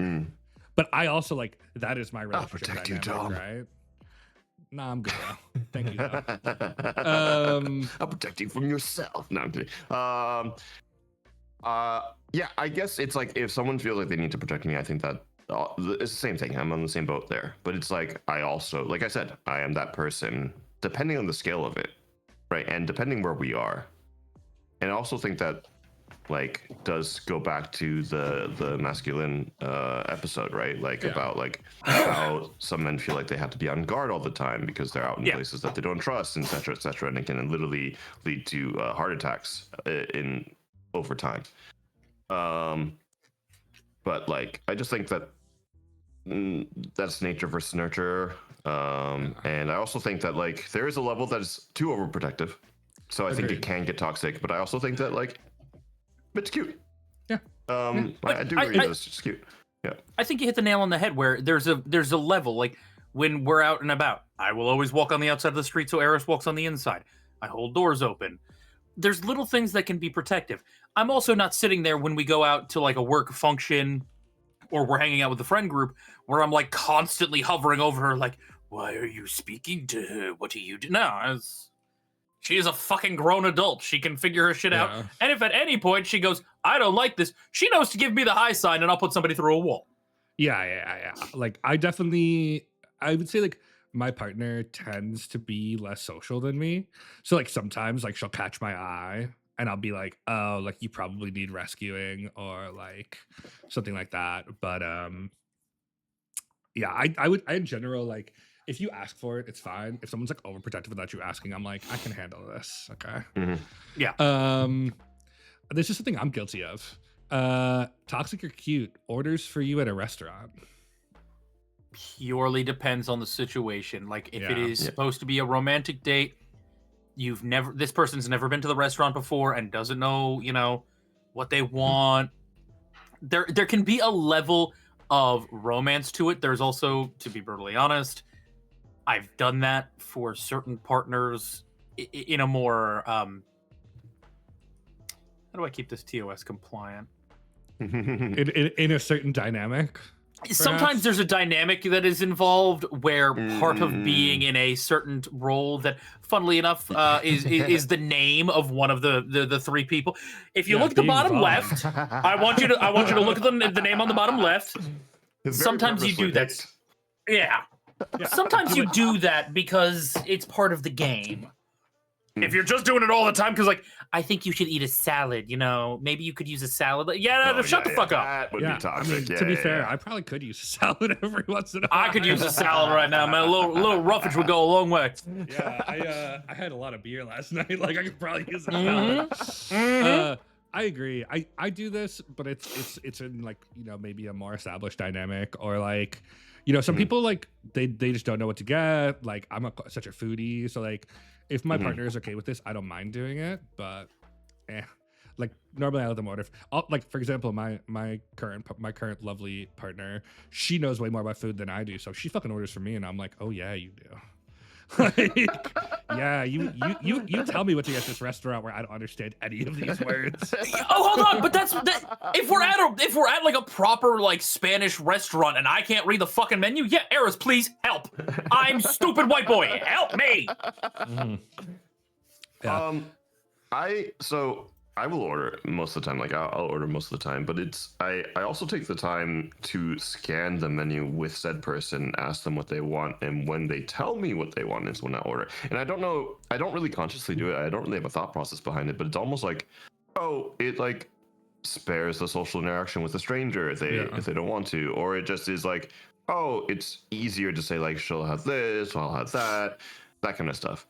Oh, for sure. Like if my partner looks at the menu and she's like, "Hey Dom, I would like this." I'm like, when I order, I'll be like, "I'll take this," and she'll have this, and then I'll be like, "Babe, do you want like anything else?" And she'll be like, "No." It's like, okay, I just saved you an interaction with a fucking stranger. Yeah. Agree. Here's an interesting one. I'm gonna skip down a little bit. Cute or toxic? She tells you what to wear, or they tell you what to wear when you go out. I've also done that in that similar dynamic. Oh yeah, for Yeah. sure. Okay. Realistically, no, that's kind of toxic. You should not be controlling your partner's wardrobe when it comes to, you know, going out. Unless there's a dynamic already established, in which case, you know, Well, pop off. You know, actually, the reason I put this in is because like a lot of my female friends who like maybe aren't in dynamics, they like think they have way better style than their boyfriends do, and so they're like buy clothes and be like, oh, wear this outfit tonight, and like Yeah. I understand they're like trying to be. I think especially in LA, I saw it a lot. Like it was like, oh honey, like you don't know how to dress yourself, like let me do it for you. And I was like, oh, you guys are like that? No, they're not. They just like, you dress like shit and I want you to look better, so here's what you It's wear. true. It's true. I mean, I'll admit I'm one of those people who has been dressed in that way, and not with any like not with any dynamic. It's like especially when I was younger, when all I knew was like fucking hoodie, like look like a, you know, a little hoodlum, and just like, you know, let's go shopping, this would look nice on you, I want to pick this out for you, that kind of stuff. I don't think it's necessarily toxic. I think they want to be proud about who they're around, who they're with. They want you to feel better about how you look, so it can turn, I think all of these things are like, there's a scale, right? Yeah. For sure. I'll be honest, like I don't really care what I wear as long as I'm relatively comfortable. But like I'm also relatively comfortable in anything. So like if my girl wanted to dress me, I'd be like, sure, yeah, like no problem. Just like let me be. The only thing I will not let someone choose for me is my shoes. Because you will not stuff me into uncomfortable ass dress shoes if I have to stand for hours. There's no fucking way. I don't mind. Yeah. Though. Like if she wants me to, like, my girl bought me a sweater for Valentine's Day, and she was like, "Hey, will you wear this out tonight?" I was like, "Fuck yeah!" Like it's sweater weather, sure. Yeah, no problem. Interesting. All right. I think that's enough for I know we've got a lot of questions in chat. I do want to move on a little bit because we're gonna set the stage for the deep cut. So I'm gonna call this kind of like a pre-deep cut. Chat, just so you're aware, what we're going to talk about during the deep cut is really the ins and outs of toxic relationships, as well as our experiences with them, like with some very specific questions. To do that, we sort of need to set the stage a little bit about the shit we've been through because our experiences define our answers. And so we're just going to kind of like swap some stories back and forth here. I will ask, gentlemen, that we trigger warning before we tell stories. Yeah. I know Cheerio just put it, guys. Like, I know mine is in some dark shit. I know that we talked a little bit about this for the episode. I know the guys are too. If you have to leave for a story or if you've been through a toxic relationship yourself, totally understood. Step away. We will probably go to break before we move on to the deep cut, where we sort of talk more specifically about like what makes a relationship toxic. Have we stayed? How do we convince ourselves to stay? How did we leave? You know, if you guys need to step away from this, totally understood. We're gonna get real personal here. So I don't know. Do we want to just sort of round robin it? I know we've all got a number of these, so I'm happy to go first if you guys need a bit of time to think since I wrote this. Go for it. I don't need time to think. I'm actually sending somebody a specific message. So if you want to go first, yeah. Okay. Oh God. Which one? I guess I'll go. Some of the people on Vlog server may know this who have known me for a while. I dated a girl for a couple years, and it ended a bit over a year ago. Maybe a little bit longer than that now. Before I met my current partner, and so we were long distance, and she was extremely controlling, which is strange because usually I'm the more assertive one. But she like asked me to share my location, and when I would hang out with certain friends, she'd be like, "Where are you? Send me a picture of where you're at. Like, who are you with?" I have one friend in particular who's a very attractive woman, married. I've known her for a long time. There's never been anything there. And whenever I was out with her, she'd be like, "Oh, like, send me a picture. Like, why is she wearing that top? Like, why is she showing so much cleavage?" Things like that. And it just got more and more controlling to the point where I would start to lie to her about where I was. I wasn't doing anything wrong, but like, I felt like I couldn't be honest with her because it would always lead to a fight, and she would scream and yell, and it was rough. I mean, it was definitely like, now that I've been through it, on the other side, emotional abuse, but this all kind of came to a head when a couple of my friends visited me, and one of these friends brought me a plant. And I was like, "Hey, like, let's walk upstairs to my apartment real quick and pop this in." And we were literally in my apartment for like 15 seconds. And this is someone who was never like a romantic option for me for a number of reasons. And I'm sitting upstairs, and actually Fog was there. And I get a text message, and my partner says, "Hey, we need to talk." And I mean, she was like, "Where are you?" I was like, "I'm at home." She's like, "Who are you with?" I said, "Some friends." And she was like, "Why did you go into your apartment with a woman?"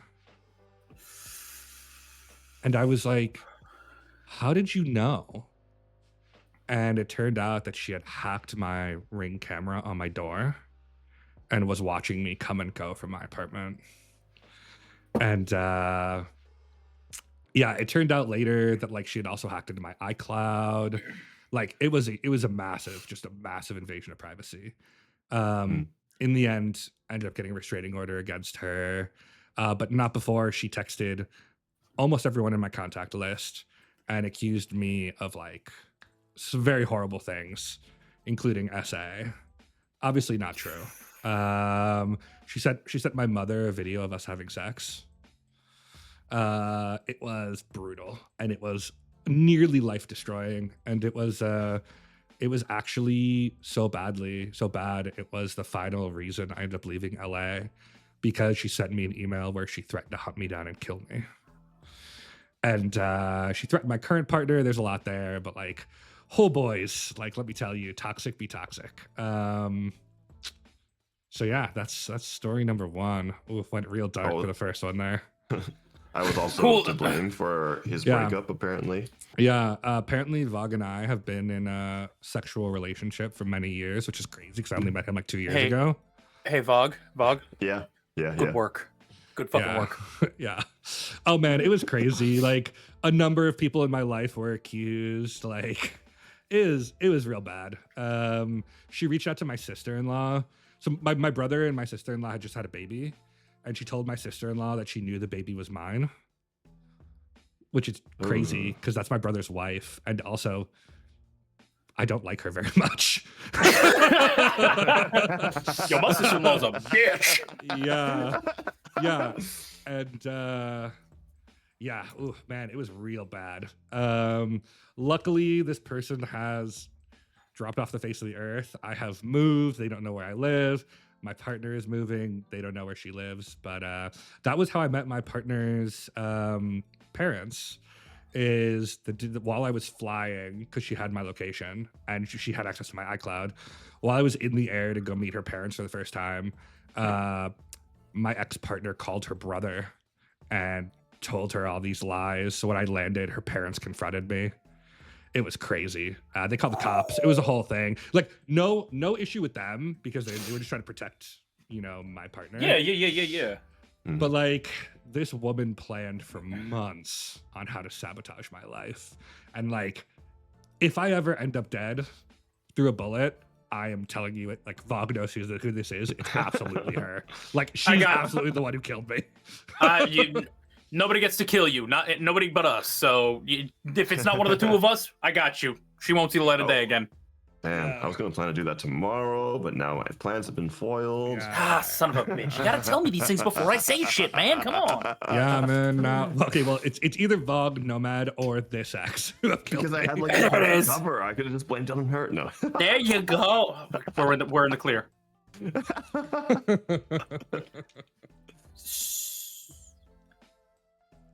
I don't want to run you over, so I am just gonna ask: is that the end of that, or? Oh yeah. I mean, I could go. I could do 3 hours on it. Yeah. Oh no. I'm sure I'm sure all three of us could tell stories for days. Yeah. Those be the spark notes of the most recent and probably worst. So I don't think it's worse than that for me. But yeah, that's so. My first relationship in college. The reason that I react the way I do to they're a 10, but they throw things when you fight. I dated that girl. I actually dated her in college. I met this girl my freshman year. We were friends. She was dating another guy at the time. And when they broke up, we got together. And very, very quickly, things devolved into we would start arguing. And that's the thing. It started with the stuffed animals. And you think it's like, you're like, oh, it's just the stuffed animal. It's fine, whatever. Like, she's just upset. The problem is it escalates. Yeah, it always does. It escalates quickly. A stuffed animal became a book, became a shoe, became a fuck. It escalated to the point where the final fight we had, she threw an actual fucking glass vase at my head. And thankfully, she was just drunk enough that she missed. But it did hit the wall next to my head, and it did explode next to my head, and I have never become so sober so quickly in my life. But all the while, there was a varying amount of emotional abuse in here. It's funny because the other thing, they've never initiated intimacy. She wouldn't. But the other problem was when I asked, 9 times out of 10, it was the preliminary to a good fight. Because Oh. I'm tired. How could you ask that of me? Hmm. I didn't really expect to be getting this deep this quickly, so into this shit, but here we dance. I still have a problem asking for certain things in my life today because of some of the things she told me, and we're not even like it was. There was one night I was like really kind of spun up, and I was like, okay, I get it. You don't want to. Would you be okay helping me out? Yeah, that was a 30-minute, fucking rant. Jesus. How could I ever ask that? The R word came out once. Oh, holy fuck. Yeah. I will say, like, in thinking about this, like, I realized, like, man, I've been to a lot of therapy. I need more. Like, Oh, like, Yeah. I actually went to therapy not for the bullshit of my relationships, but my anger issues, and then inevitably we spiraled into that because it kind of all ends up connecting. Yeah. But Yeah. It's true. yeah, she weirdly enough, she probably isn't even the most toxic of the exes that I've had, and one of them is technically not even an ex. That's an interesting story. But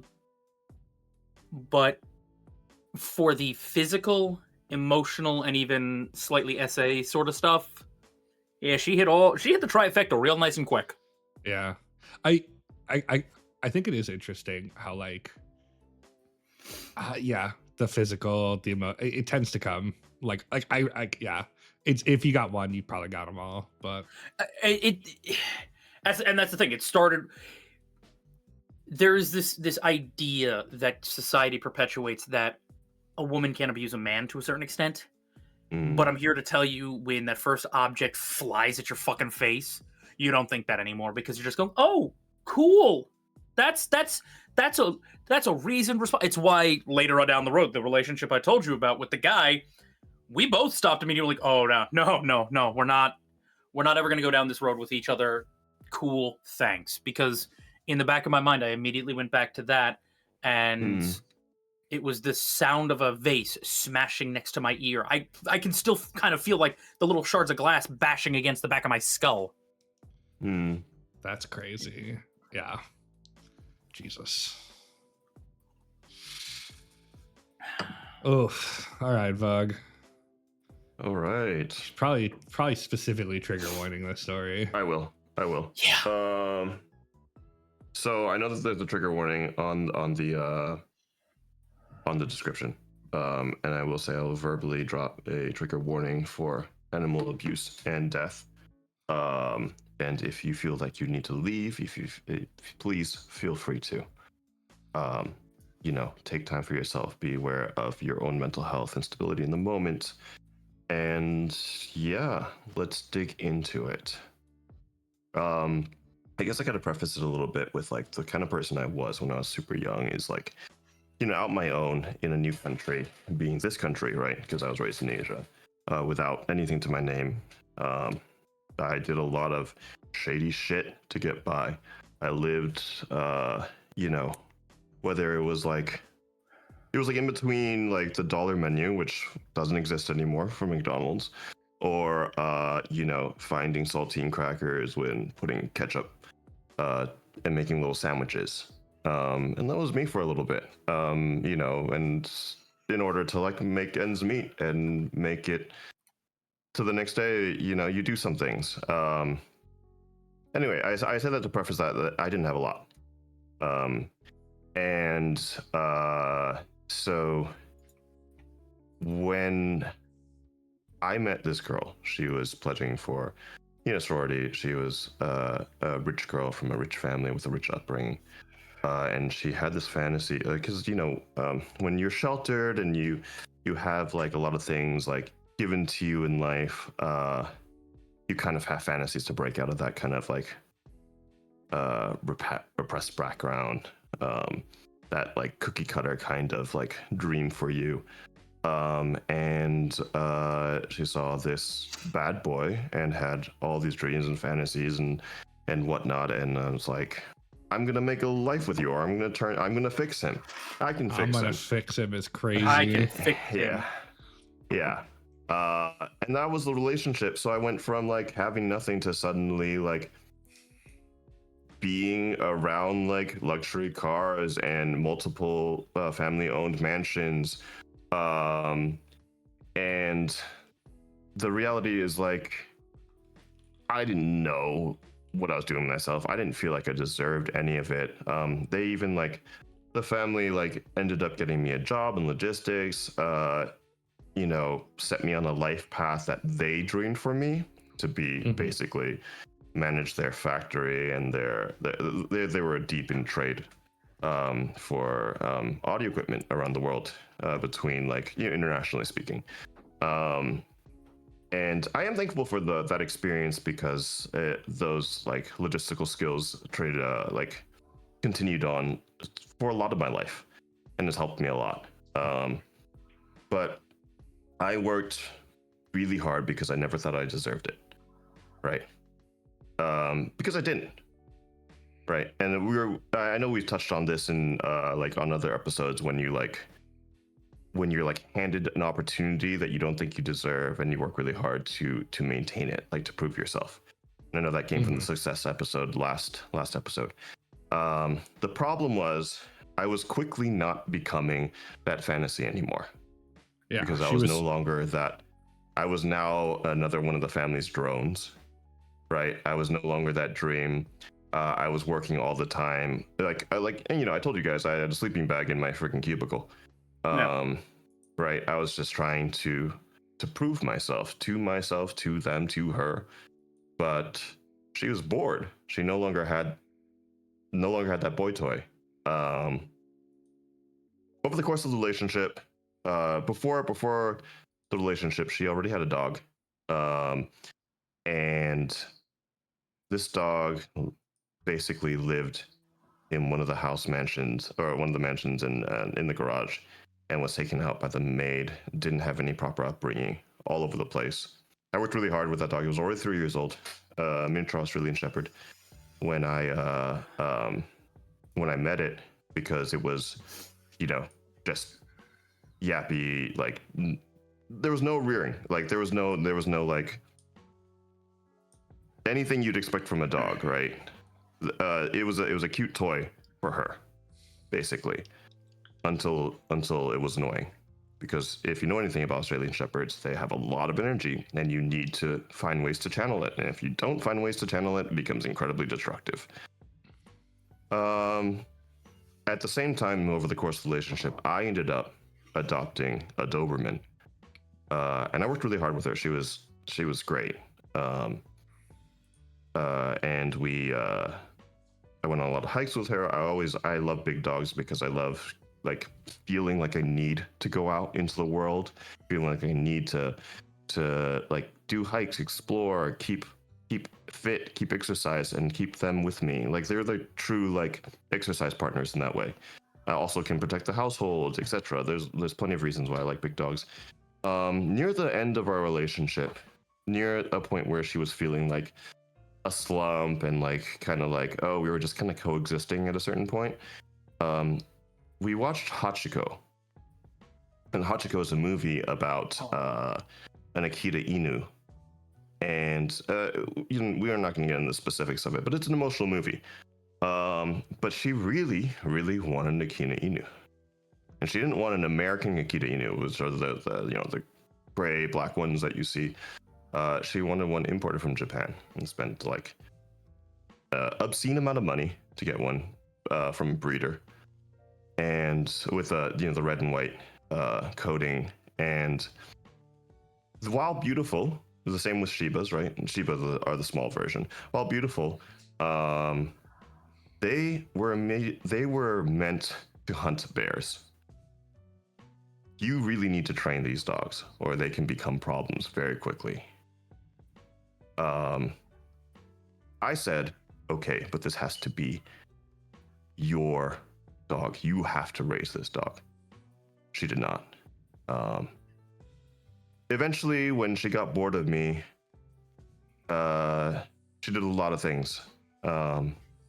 First by breaking up with me, second by kicking me out of the house, third by tanking my career in the social circles, getting her family to blackball me. I had nothing but my car and me. I had no space for the dogs, and I was gone. You also have to realize that in that time period, it was a really difficult period because I was, I wasn't speaking to my parents, not to my family. I was away from home. I just kind of had to figure out what my next step was. So really, I didn't have any direction or resources. And so after I had left for some time, I later learned, and of course, no one from the family told me, it was from a coworker, that the Doberman and the Aussie Shepherd had passed away. I learned that my ex, who didn't want to have them around as visual reminders of our relationship, put them into one of the empty houses and paid a dog walker to come by once a day to feed and to walk them. And the Akita got hungry or defensive and aggressive and killed the other two. And the dog walker was the one who found out. I've not owned a dog since, and this has been quite some time. But that was crazy because at that point I didn't care what happened to me. Like, I just was like, I need to figure out what I need to do with my life. I've told a couple times that like I spent like 5 years of my life just being a drunk. That was the 5 years after that. Was it 5 years? Maybe 4 years. I spent a lot of the time in the bottle. Yeah, that was that relationship. And I don't know if it's the worst one. Yeah, man, that's rough. I mean, especially as dog lovers, like, oof. Yeah. Yeah, that's fucking terrible. I mean, there is not a lot of love, like the love between a man and his dog. You know, it's kind of a trope, but like, it's not like it's actually not. Yeah, that I'm.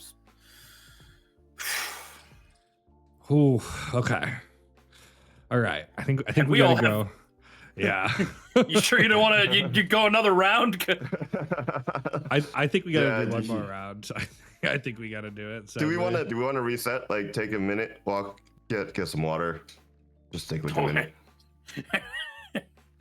Ain't no resetting when we go down these rabbit holes some Yeah. nights. I And mean- I'm not saying that to be flippant. It's just it's part of dealing with the baggage. Yeah. Yeah. I mean, Yeah. hey man, if you need a minute, step away. Like, go grab some water, whatever you need. Chat. If you need a minute, step away.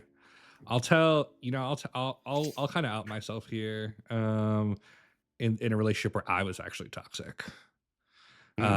Because I do want to. I think I've grown a lot since I was young. And I'll set the stage a little bit on this one. And this is, this is, I'm more giving this as an example of like, people can change, right? When I was young, I was living in Boston. I lived with two guys. One was my college best friend. One is probably now my best friend. Two like very attractive men. And we were all in our 20s. We were going to the bars. I will not exaggerate when I say like our house was basically a fucking brothel. Like, there was girls in and out all the time. Like, I love these dudes, but like, I'm gonna say conservatively like 30 to 50 women a year each. That was just the life I lived. And that was never me. I was like probably like, I don't know, maybe 10 to 20. And I was like, oh, I'm such a good guy. Like, it could be 50. Like, it's only 20 right now. Right? but we used to go out to the bars. We'd pick up people, and it was like it's what you do in your 20s, right? And I thought it was so normal to like go out and sleep with people, and then like give them a fake number and like send them home. It wasn't until I began to see the repercussions of my actions that I realized that I was actually being a fucking problem.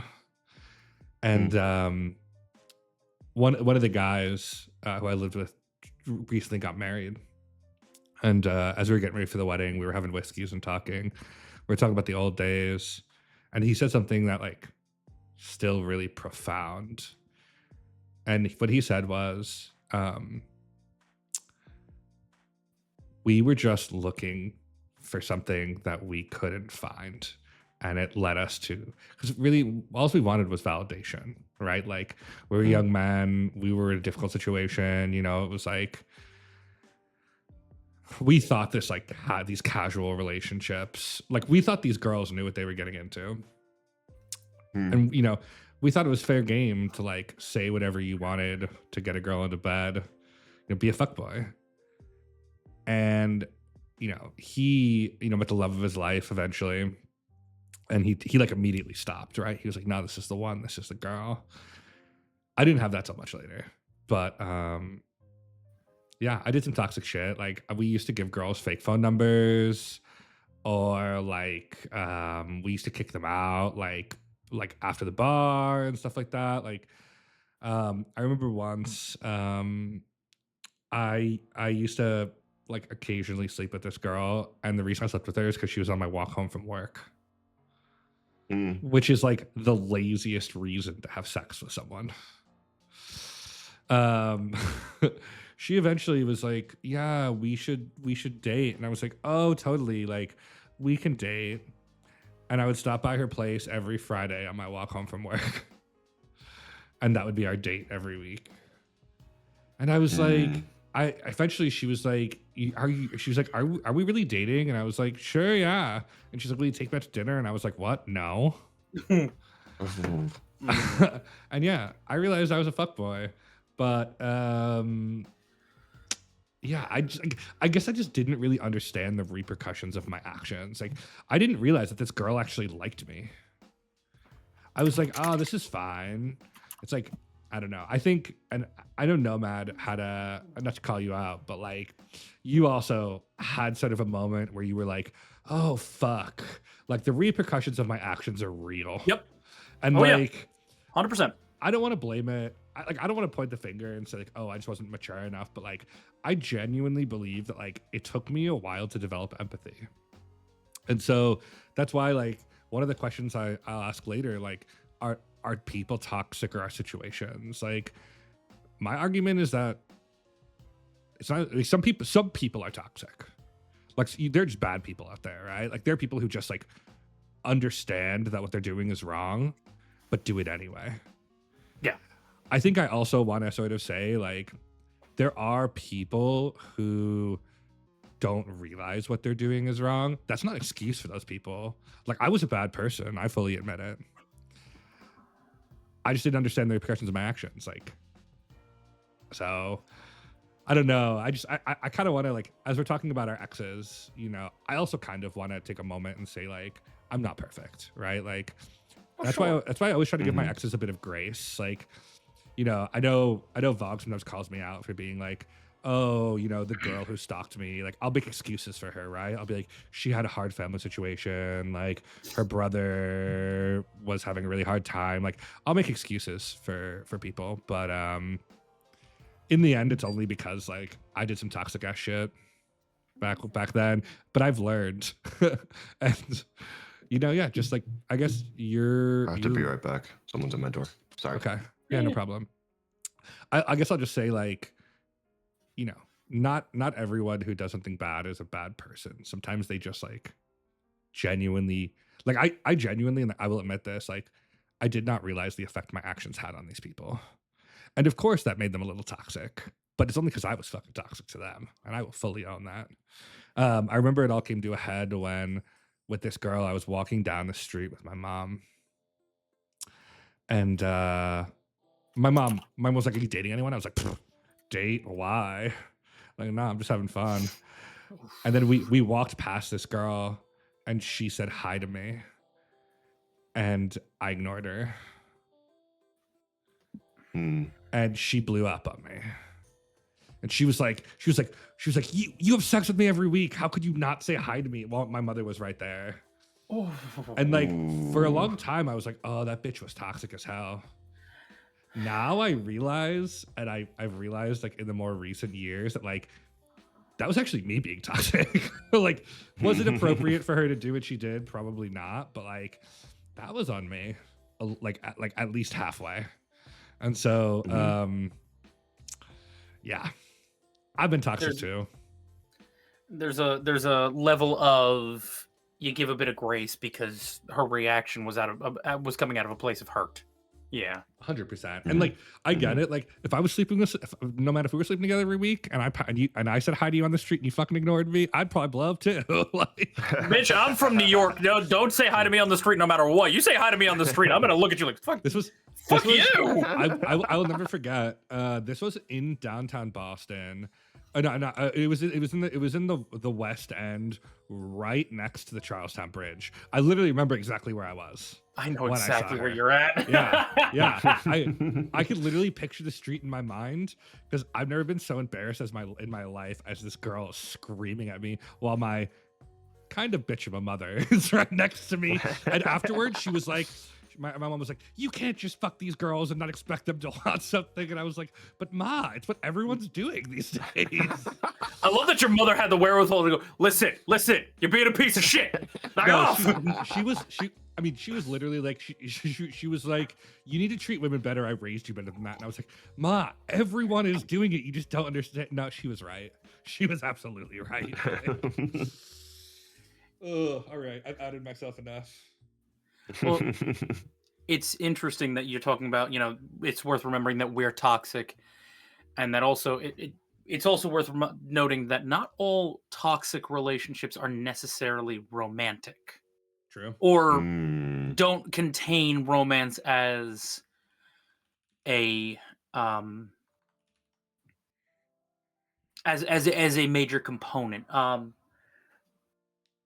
Because what I'm thinking of, again, I was in college.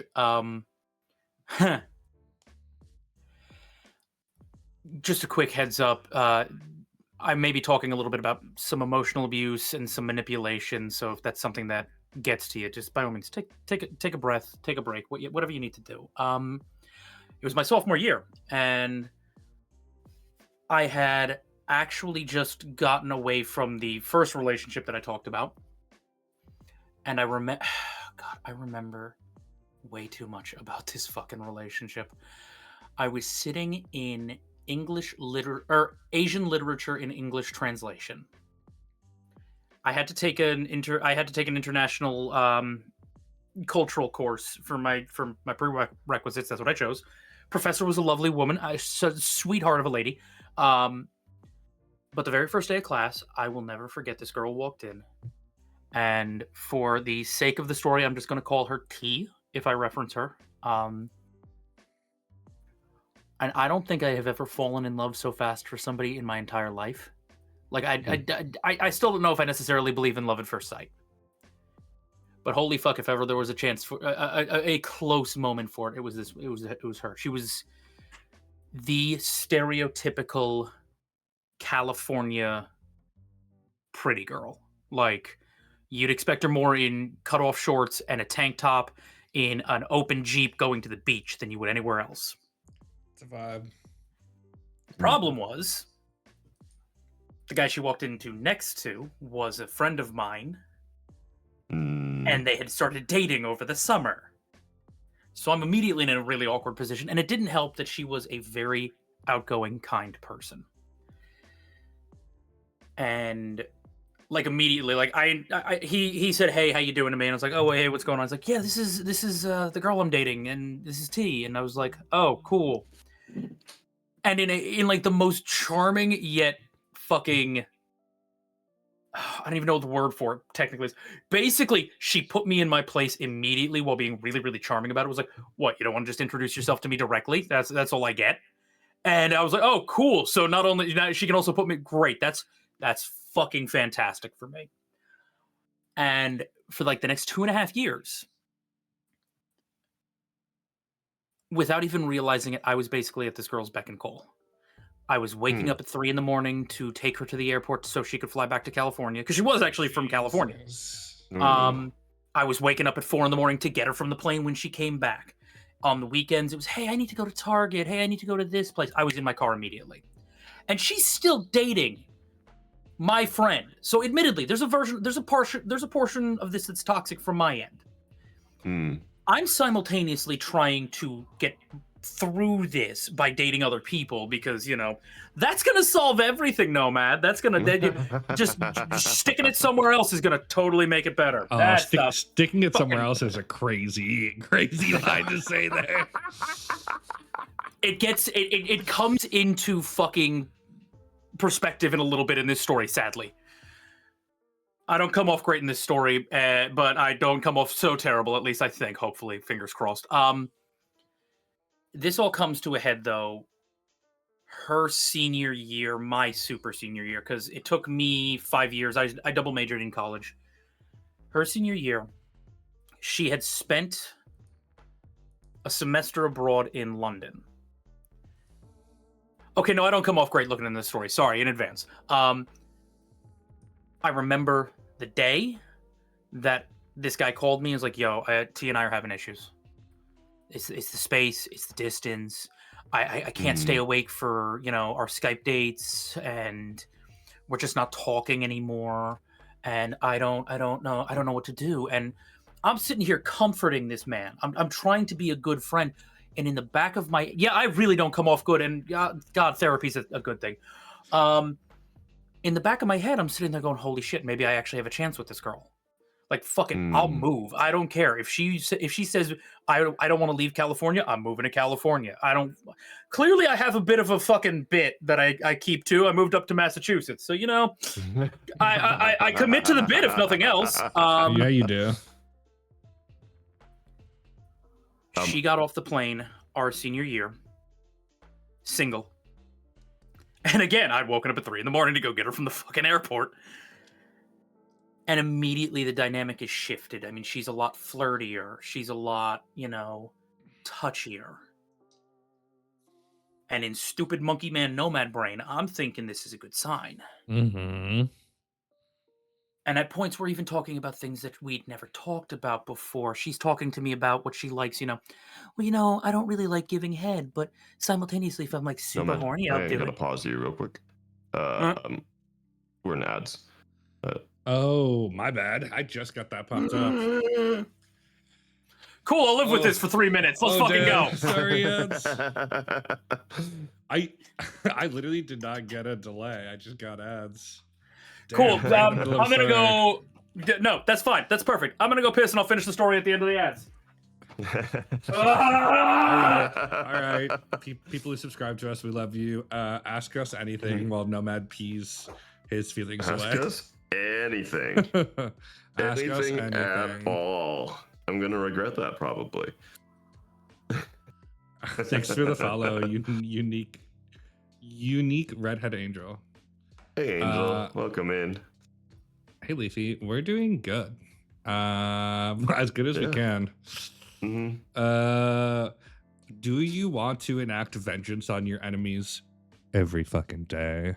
I am the pettiest human on earth, and I hope people who have slighted me get stung by bees on their scrotums daily. I am not as petty. Do I wish bad things will happen to my exes? I used to. Here's the big thing. I realize, at least, you know, through therapy, especially considering the story I just told, through therapy, is like the only person that kind of like anger inside and that hate inside was hurting was me. And it could possibly be hurting her, but like, I'll never know that. And me holding on to that is going to kill me, that I'll never know that. And it's better to just move on. It's better not to wish anything on said ex. I will say, like, I have wished vengeance and gotten vengeance on exes before. Revenge is hollow. Like, the best thing you can do about someone who hurt you is learn the lesson and fucking don't give them the satisfaction of remembering they exist. Like, after the ex, everything happened to me, she was all I was thinking about every day. Obviously not in a positive light. Mm. I have not thought about her in a long time. And that is the best victory because I know she fucking thinks about me.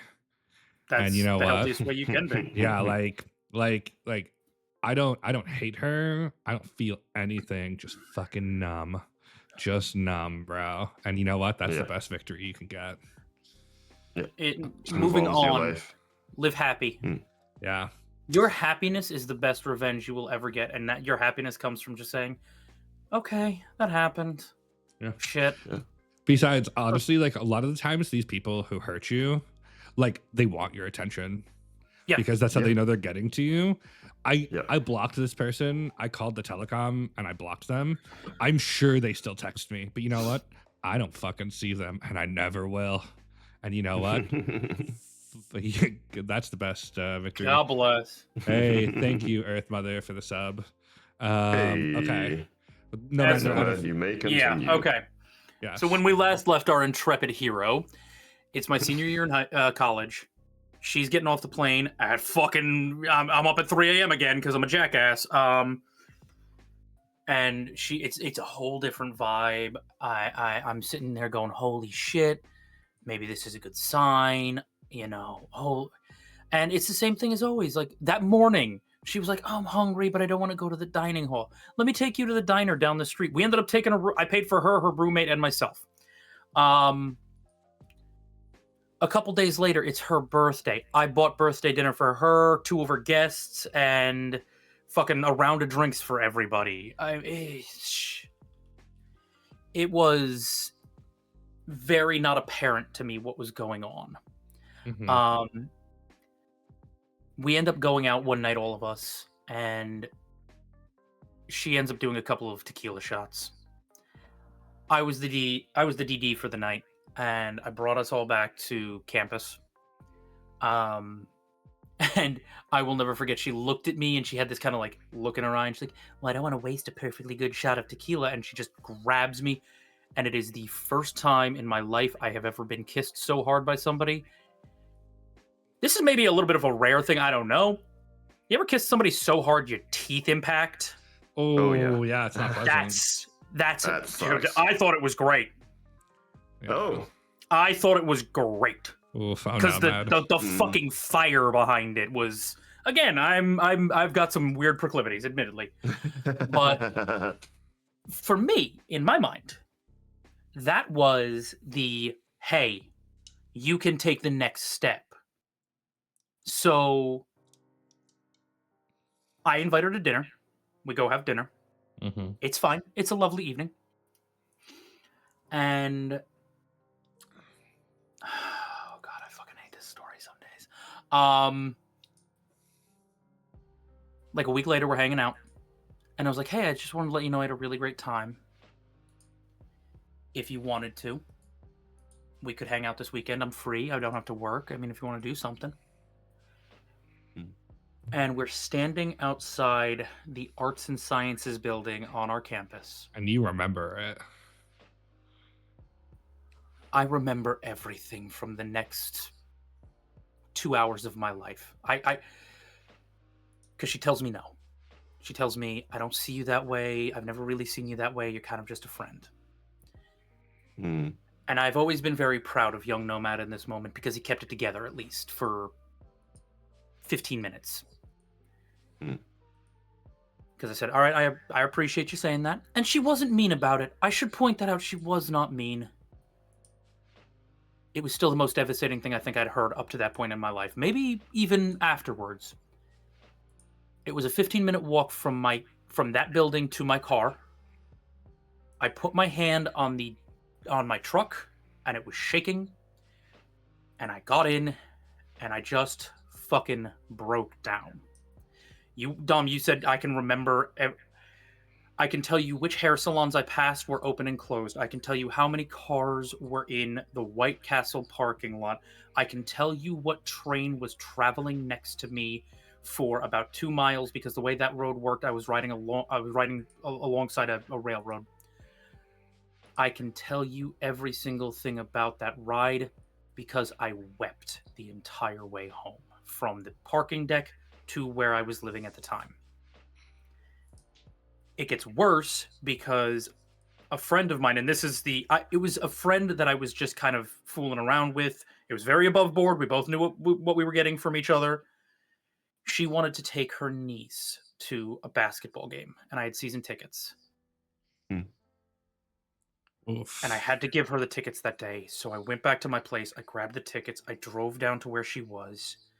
We met on a corner, and she knew me well enough that the moment I got out of the car, she was like, "What the fuck happened?" And she knew how, like, again, there was no real, like, relationship here. This was just two people who occasionally needed to blow off some steam. She knew about where I was, and I just told her.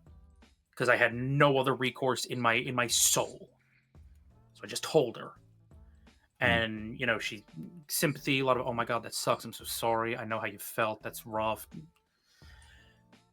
Literally an hour later, I get a text message.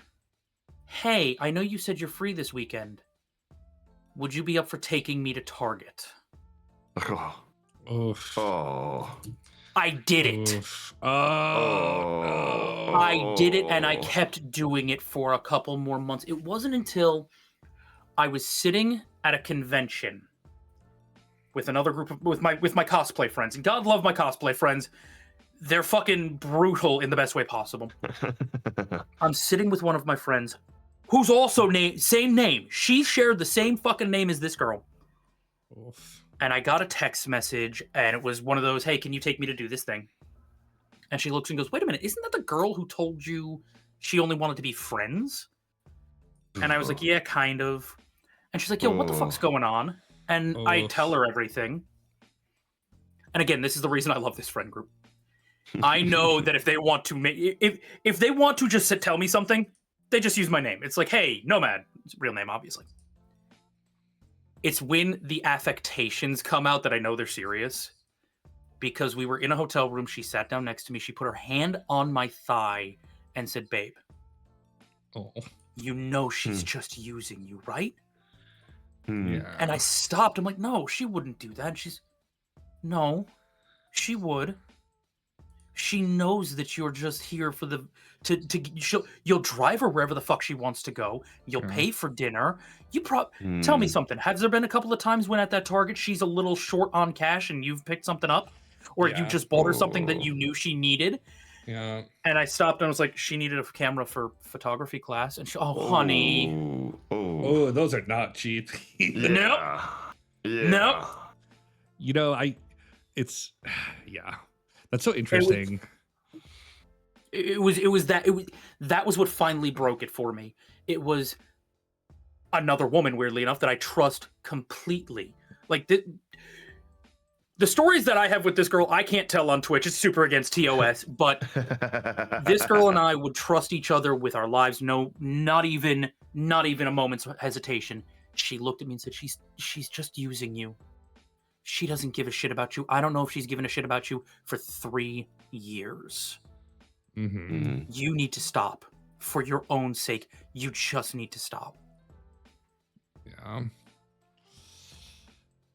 Yeah. I mean, I've definitely been there too, where like you like a girl and so you go above and beyond for her, and she's like, "Oh no, I really just see you as a friend." But then like do these boyfriend things for me, like come over and build this. I'm gonna tell you, I'd barely build my own fucking furniture.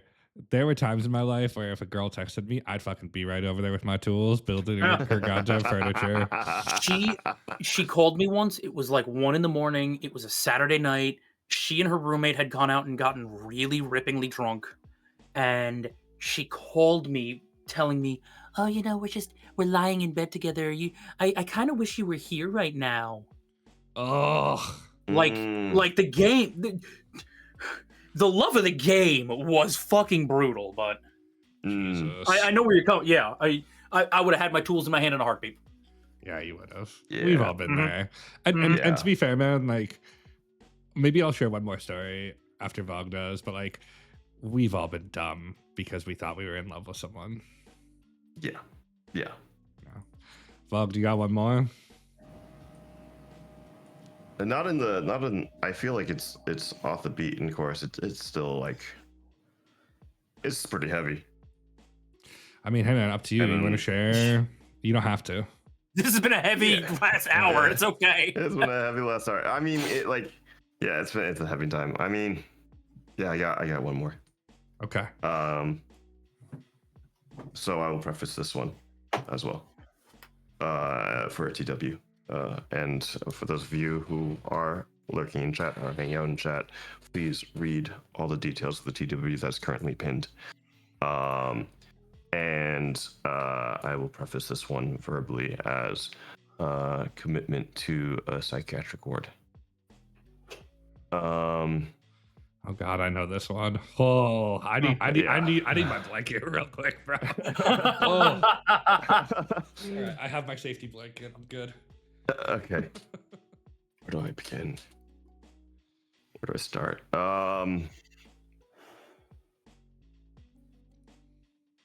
I would say,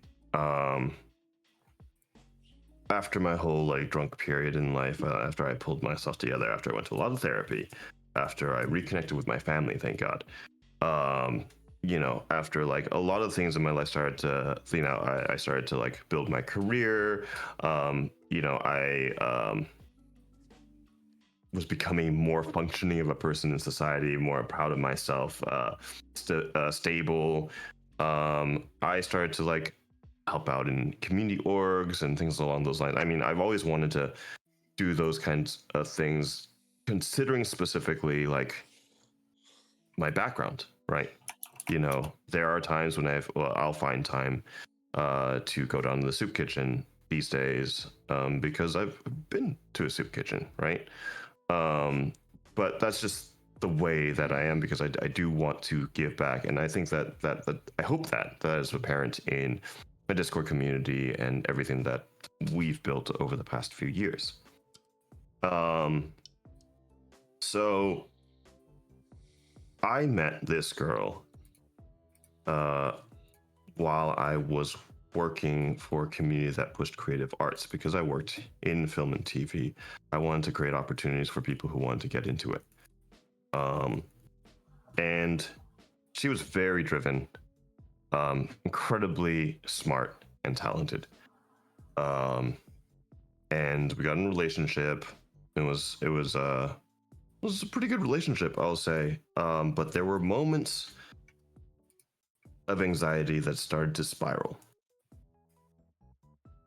And this is pre-COVID. But it got worse when it was COVID because, COVID changed a lot of things for a lot of people, whether it was about work, whether it was about existence, whether it was about what do we do, how do we like pay rent and bills and be on top of like there's something to be said about kids that grow up as the talented one, the one who wins a lot of awards and accolades, have a lot of expectation thrust upon them because they are so good at everything. And when that doesn't pan out to be anything, how it can wreck them. And I will say that's the case for this girl. And unfortunately, during COVID, it spiraled quite out of control. It was a difficult time for me as well because I was working on, I was like deep in my career. And I've talked about like how in 2021, I like didn't have weekends, didn't have holidays. I worked Christmas and New Year's. I've like the first time I caught COVID and was like hard,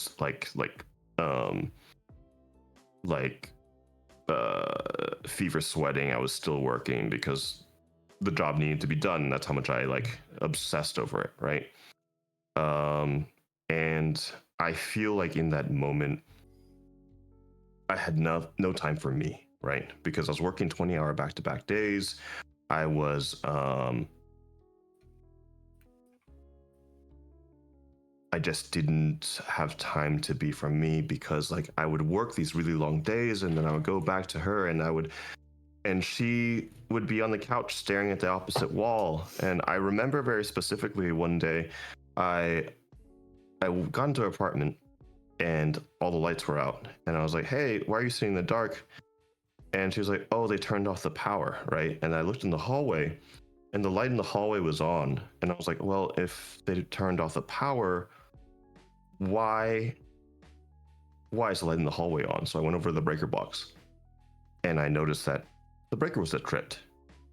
And so I tripped it and turned the power back on. I was like, "How long were you sitting in the dark?" And she's like, I don't know.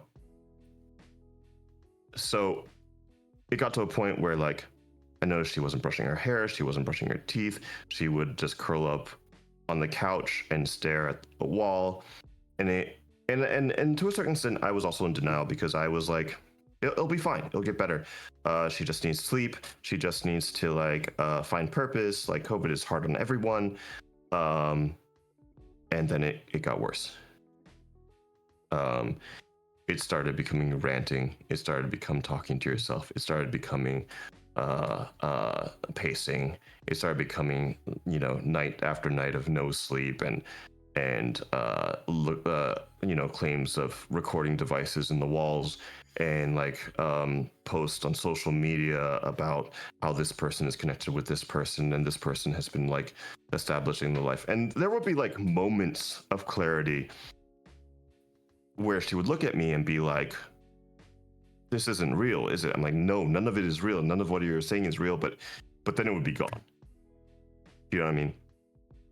And I think the hardest part for me was like, how do you look at someone that you know the most in your life and you don't recognize them anymore? Because I no longer recognized her. I don't think she knew who she was. But it had gotten so out of the control. I thought like I would tell myself all these things. Like I would tell myself, okay, she just needs to sleep.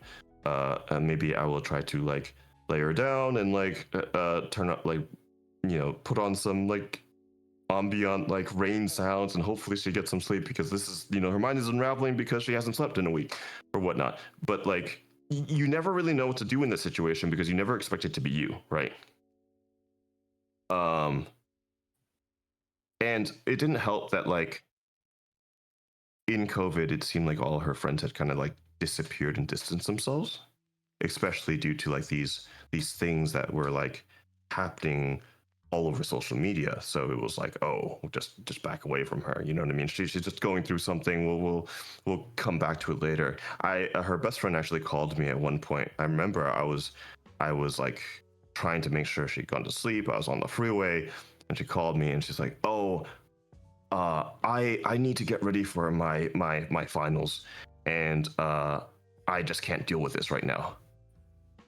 And I was like, "How the fuck are you dealing with this? I haven't seen you over here at all." But like, people prioritize themselves. Ultimately, you do see the colors of certain people when push comes to shove. And ultimately, like, I was in such denial because I couldn't see it as like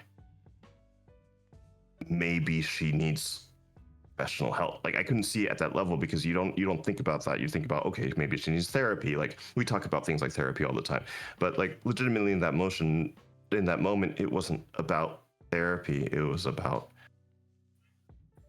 committing her. It was actually like one of her previous clients who called me because she had been seeing these things all over social media, who was like, "Hey, you don't know me and I don't know you, but this has gone too far, and I think you got to do something." And I was like, what do I do? I don't even know what to do. Like, who knows what to do in that moment? What do you do? You call the cops? I don't want to call the cops in this neighborhood. Are you crazy?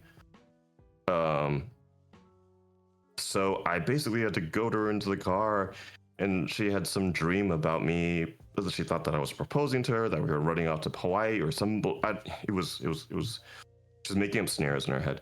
And I was like, just get in the car. It's fine. And I will say, like, that decision in my life has to this day been the hardest decision in my life because I knew what I was doing and I knew that she did not know. Right? Because she couldn't grasp that I was sending her away. Like, her mind and her grasp of reality was non-existent. And I remember taking her to the psychiatric ward, and the guards coming up, no, the male nurses, and signing all the paperwork and like walking her in, and slowly she like came to realization of like what it was, and that's when like the screaming kicked in, and like accusing me of a lot of like horrible things, and like as they take her down the hall, like screaming for help, and I just broke down. That was and probably will forever be the hardest decision I've ever made, because I know I have to do it. There's nobody else who will, and nobody else who was present, but nobody wants to do that. And that was, the next month, her calling me from a payphone from, inside the ward, basically. And it was a tough time. I think the toxic part came out for me, not necessarily during that, but in the 2 years afterwards. Because she got out after a month, and psychiatric wards are for emergency situations. They don't actually deal with the issue. It just deals with the symptoms of the moment where they're not a danger to themselves. The recovery process is the hard part. It's truly the hard part, because they're not truly back. They're not truly there. And there are more moments of clarity, but there's like, the prescriptions that you have to be on top of. There's daily check-ins that you have to be on top of. The psychiatric wards themselves are useless when you're trying to ask them for information. I was supposed to have a scheduled like appointment with a psychiatrist. I never got it. They literally ghosted me. They got a very unspecified psychosis. That was the diagnosis, right? And I remember spending the next 2 years becoming a caretaker, not a partner. The first time she really wanted to drive, I was like, okay, but if you feel lost at any point, just pull over and I can drive. At one point, she like ran a red and she started getting really lost, and I was like, okay, pull over. She was in the far left lane of a 4-lane street. She just whipped all the way across. I'm just glad there were no cars there, because I would not be here today. Things like, but I think the worst part of it, the part that it became toxic to me, is because I was so entrenched in my work, so entrenched in caretaking of her. I made no time for myself, even as she got quote unquote better, as she became more functional. I didn't want to leave, even though I knew I wasn't happy, because, well, the fear was that she would take that. Actually, can I update the TW for fear of Self-harm? Yeah, well, not self-harm, self-ending. I think it's in there. Is it in there? Okay. Discussions of self-harm, yeah. Yeah. And that was the real reason I even held on for so long. And I mean, that's not a relationship. That's like being held hostage. And I can only like say like, oh, I held on for, like, I remember post the relationship, I was like, oh, I held on because I was scared of this. Actually, I shouldn't have done that. And the person I was talking to was like, no, you can only say I shouldn't have done that because it didn't happen. But it was a very real fear. And it was a very real possibility. And to the point of it is like now, years later, if I heard the news now, I might be a little sad, but I wouldn't be surprised. I get that. Yeah. Yeah, damn. I remember. So for context, like I met Vogue in those last 2 years. And obviously as we were getting to know each other, like I learned a little bit about it, but it is crazy to see kind of like how that relationship was maybe holding you back a little bit. And I remember like you having discussions about like, what if after I leave, and I remember being like, I think I remember telling you like, hey man, like at some point, like if you're just there because of fear, you have to, and I mean, that's not a way to live your life. Oh fuck, we got real deep there. You know what? Just to lighten the mood a bit before the deep cut, I'll tell a story. I think after this we can go to the deep cut. But I want to lighten it a little bit. So I want to preface this, but this was a long time ago. And this is the kind of salacious gossip that I want you to feel like it was done to someone else and not me, because I am completely over it. So in college, I went to college in Ohio. I dated this girl. Oh God, I loved her so fucking much, guys. I loved her the way only an 18-year-old guy can love someone, like unabashedly. I was like, oh my God, I'm gonna marry her. Turns out, no, I was fucking not. So I went to school with my brother went to college in the same fraternity. And I was like, I loved this girl so much. Like, obviously it was puppy love, right? It was not real. But like I was so fucking blind. Like, oh, this was the biggest wake up of my life. So we had been together for 3 years. I was like, we're gonna get married. Like, I was like, oh, like I really don't want to live in Ohio, but I'll do it for you. No offense to those of you who live in Ohio, but like, please no. I was like, okay, we'll live to Ohio. She was like, I want a house with white picket fence. I was like, fine. Those of you who know me know that I'm not a white picket fence type of guy. I'll take a penthouse in the city any day. So I was in my senior year. We lived together over the summer, and everyone would go home, but I was working because I was running our orientation program. So I worked long hours for like no pay, but it was college, so I thought I was making bank. My brother calls me one day and he goes, hey man, how's it going? I'm like, oh, it's so good. I'm so in love. I went engagement shopping and I think I'm gonna propose. And he was quiet for a bit. He says, we need to talk. And I said, hates it so much you get it a lot. Yeah. And he said, so he was up in Michigan. He was at this point in law school. He's like, I'm gonna drive down. Like, I want to have this talk in person. So I'm like, okay. So he drives down. He sits me down. And he goes, I don't know any way to say this, but your girlfriend's cheating on you. Oh. And I was like, Ooh. What? No, you're crazy. Like, that's not true. And he's like, man, everyone knows. And I was like, shut the fuck up. Like, you don't know what you're talking about. How dare you accuse her of that? And he was like, hey man, look, I'm telling you it's true. If you don't believe me, that's fine. Don't be a fucking idiot. Keep an eye on things. And I said, fuck you. You don't know what you're talking about. Get the fuck out. I don't want to hear from you. So he leaves. Over the next couple days, I begin to notice some things.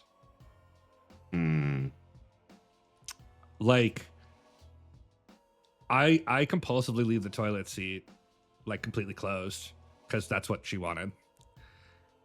I came back home one night and it was open, and I was like, "What?" And then I found a condom, but I had a vasectomy, Ooh. so I didn't use it. But I'm still in fucking denial. She was like, "Oh yeah, like I just wanted to see if I could fit a condom over my arm." I was like, "Okay, we've all done dumb shit before. Great, yeah." Also, spoiler alert: you can fit a condom all the way up your fucking bicep. You can. You can indeed. Any guy who says he does not fit in a condom unless he's walking around with a 3-footer, he's lying to you. If his name isn't Girthmaster, he's lying. So I worked with a couple of my friends because I was like running our college orientation, and they were like, "Hey, you need to run home and like grab XYZ." So I go to the house we shared, and I walk in, and I hear and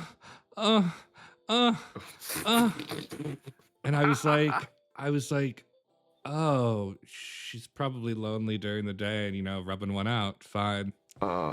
Oh, I boy. walk upstairs. Oh. I open the door. 3 dudes and her. Oh. Yeah, 3 like they were guys on the basketball team, like big black dudes. And I literally opened it and I was like, "What?" and she literally she just looks over at me and I'm like, "Why?" Oh, Like, buddy. here's the thing. Like, I would have been down to have an open relationship. Like, she just never asked, right? And so I'm like, I literally like, I'm like a fucking robot. Like, I walk over to the nightstand and I don't even remember what I had to grab, but I grabbed the thing. And like, I walked downstairs and I remember I got back to work and I was just sitting there in front of the computer. And one of the girls who worked with me was like, "You do not look okay." And I just turned to her and I just said, "I just saw my girlfriend getting railed by 3 dudes." And she was like, "Oh, that tracks for her." And I was like, My God. I was like, "You knew?" And she was like, "Oh, we all thought you knew." And I was like, "No." God damn. And so I go back home and she's still there. And I'm like, "What are you still doing here?" And she's like, "Well, I want to talk about it." I was like, "What is there to talk about?" And she was like, "You don't understand." I was like, "I told you I was down to have an open relationship." And she was like, "Yeah, but like, I can't imagine you with another girl." And I was like, "Get the fuck out of my house." No. And she was like, What the she was like, "Can I stay here for the rest of the month?" I was like, "You have a minute to get your shit and get out of the house. Anything you do not take with you will be burned." And then after it happened, she was like, "Oh, so like it came to light that I didn't know." And then I was a little toxic. I slept with every single girl in her pledge class after that. And yeah, they were all down because they were like, "That's a really shitty thing to do. Yeah, you want to fuck? Sure, yeah." So yeah, that's how I made my way through a sorority pledge class. But yeah, turns out, you know what? The king of petty, yes, do not get on my bad side. Don't get on your bad side. Don will sleep with your mom. But also, man, like, if you want to get railed by 3 dudes, just tell me, bro. We can work something out. Like, it doesn't, like, you don't have to go behind my back. Also, please just not in my bed. Like, I sleep there. Yeah, bro. I sleep yeah. The only way you make that story worse is if they're using your condoms. That's just vile. No. Oh, yeah. But you know what? The best revenge is she is now a mother of 6. She lives in a trailer in Ohio. I went back for my 10-year reunion, and before I, she found me on Instagram, and she was like, "Hey, I'd love to grab a coffee and talk." And I just messaged her back, "Who are you?" ? Oh, that. Okay, all right. Sleeping around her sorority is one thing. I actually kind of have some respect for that energy. That's the petty bit. That's where the petty bitch is coming. I'm sorry. Do I know you? That's petty. It was so petty. It Oh! was so petty. But It's you know what? delicious. I mean, I'm gonna be honest. Like, I like it, but Damn, fuck, dude. that's You know what? petty. I didn't even think about it. I just shot it back, and I was like, "Who is this?" Yeah. Anyway, I feel like I've lived a better life, and so yeah, I'm pretty happy with my choices. I dodged a bullet. I could be father of 8 in a trailer in Ohio. Yeah. Which would not be your kids because of the vasectomy. I mean, hey man, you know what? I got no judgment for her. She married one of the other guys from school. Her kids may be suspiciously multi-ethnic at times for a white and white couple, but you know what? He knew. I'm sure he knew what he was getting into. So yeah, now that we've showcased exactly how petty I am, I say it's time to go to the deep cut. Go to. Yeah, we're deep cutting now. So obviously this suspiciously multi-ethnic. What can I say? What can I say? No, maybe they have an agreement. I don't know. I'm just saying, like, those kids do not look alike at all. Anyway, it's deep cut time. We now go to the deep cut. Sorry. We will, Cheerio, thank you. I want to cover this in the deep cut. So I really appreciate that. You guys know what the deep cut is. One topic, no bullshit. We've been deep, but we're gonna. So we've talked about our toxic relationships. Now we're gonna talk a little bit about like the important things. Like now that we've established we have sort of a experience in this area. We're gonna talk about signs. We're gonna talk about like how it's affected our relationships now and how it's changed the way we look for partners or engage with them. But first, I actually want to hit what Annie talked about because I think this is really important as men who have all been in toxic relationships. I have a male friend in a situation, has to share location, can't hang out with women or his friends and family. I think he's too far in because he stopped trying to leave. I don't know if I should keep trying to help him. Look, my view is that escaping a toxic relationship is really hard. Like, it's not easy because you get lulled into a sense that this is how things realistically are or should be. I think obviously, like, it's a lot of mental burden on you to watch someone go through that. But I think if you have the bandwidth, you need to continue to support that person because in toxic relationships, like, they try to isolate you more and more. Especially like as a woman, I assume, Annie. I don't know your pronouns. But like having someone to listen to, you never know when it can come in useful.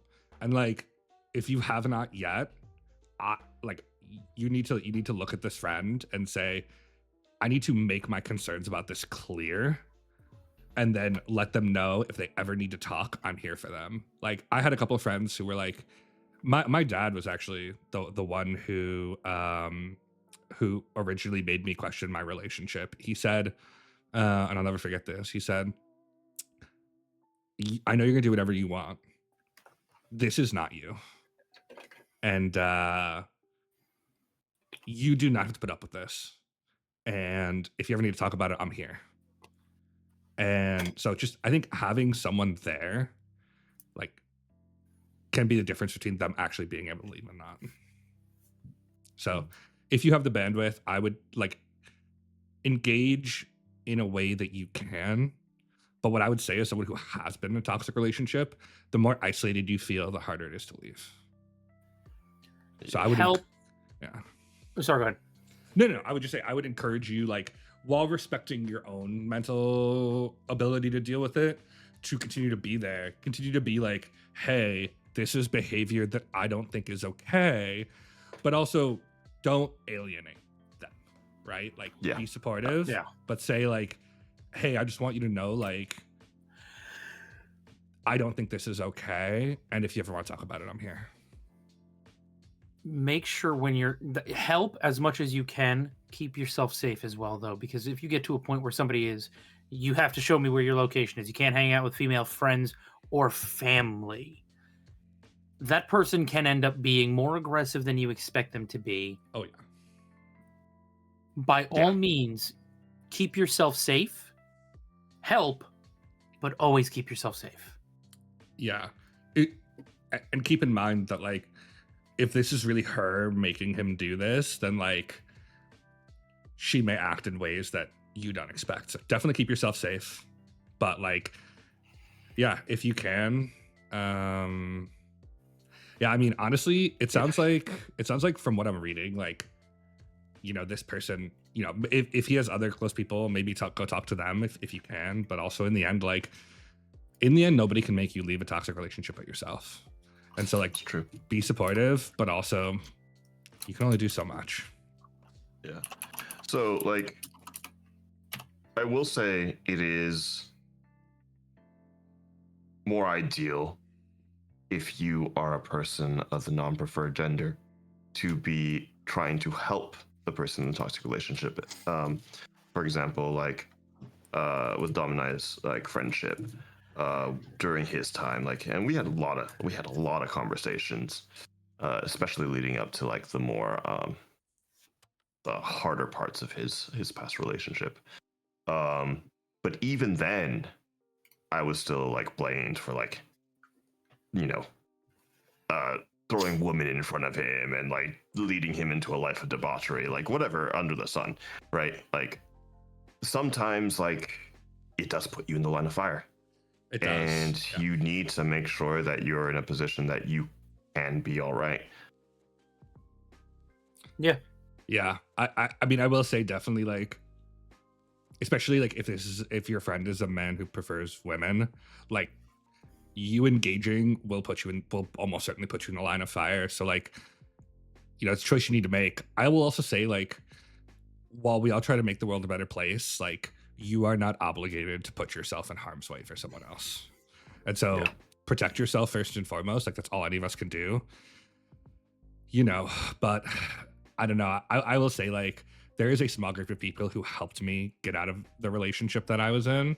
And, like, yeah, Vogue is one of them. Like, eternally grateful to those people because they did get put in the line of fire. Like, a number of my friends, you know, got texts, you know, calling them whores or something. Like, a number of people got phone calls to their parents or family or friends. Like, my now partner, you know, like, had to deal with hell because of, you know,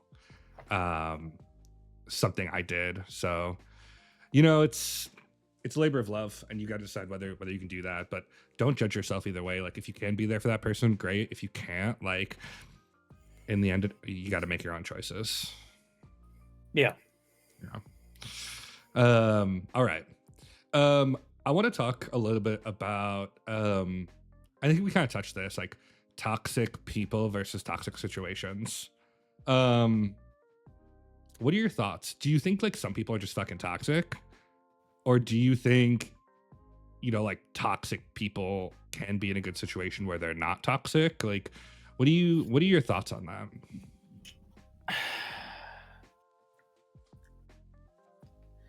I think it kind of depends a little person to person.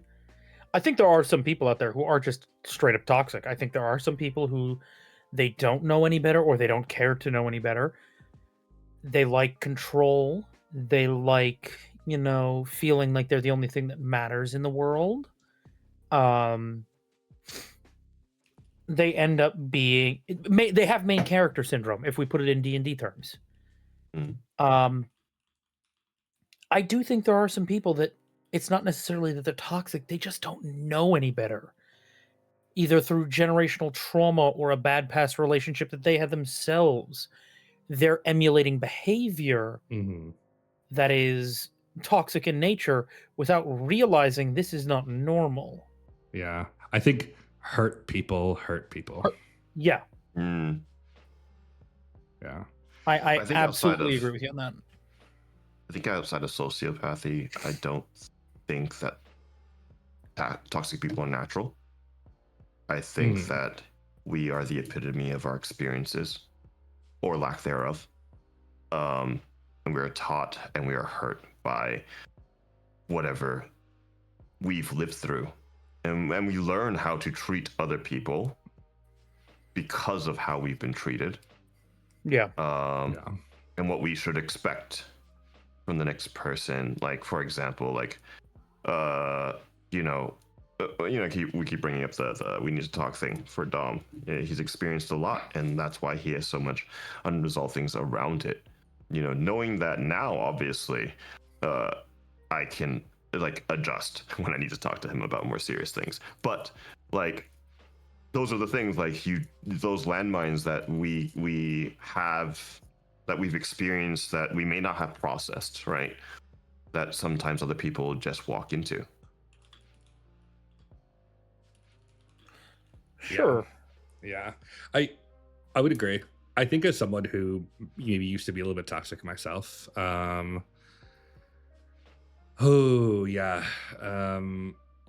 think hurt people. Like, therapy helps. And I will say, like, I think unequivocally, like, people who say therapy is not for everyone, like, I would encourage you try.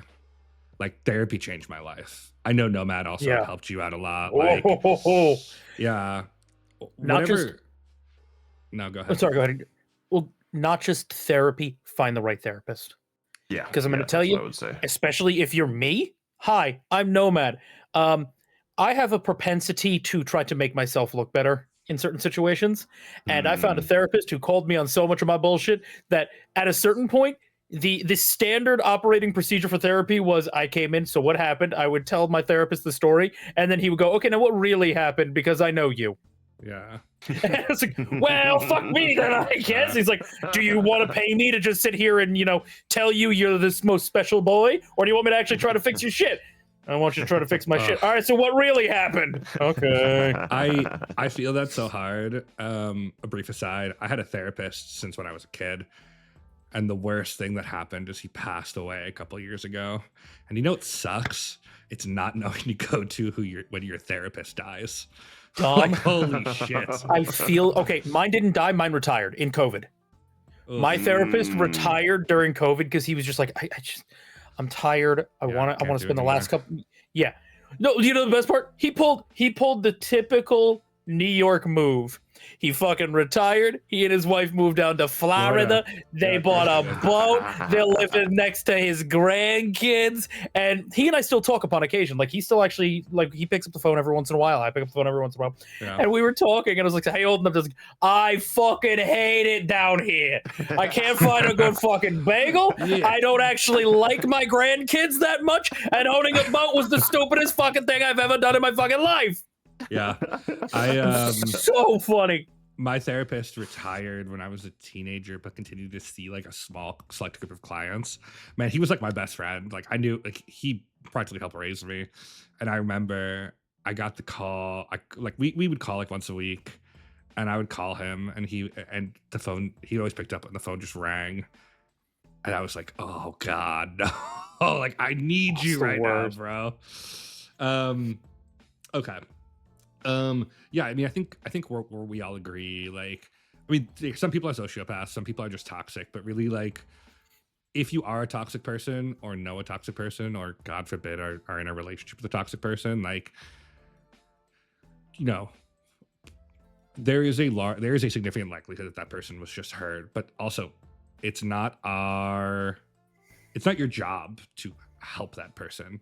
Like, if someone's toxic, like, the best thing you can do is leave. And yeah, if you're in a toxic situation or have been, like, it's a sigh of relief when you're done with it, and go to fucking therapy.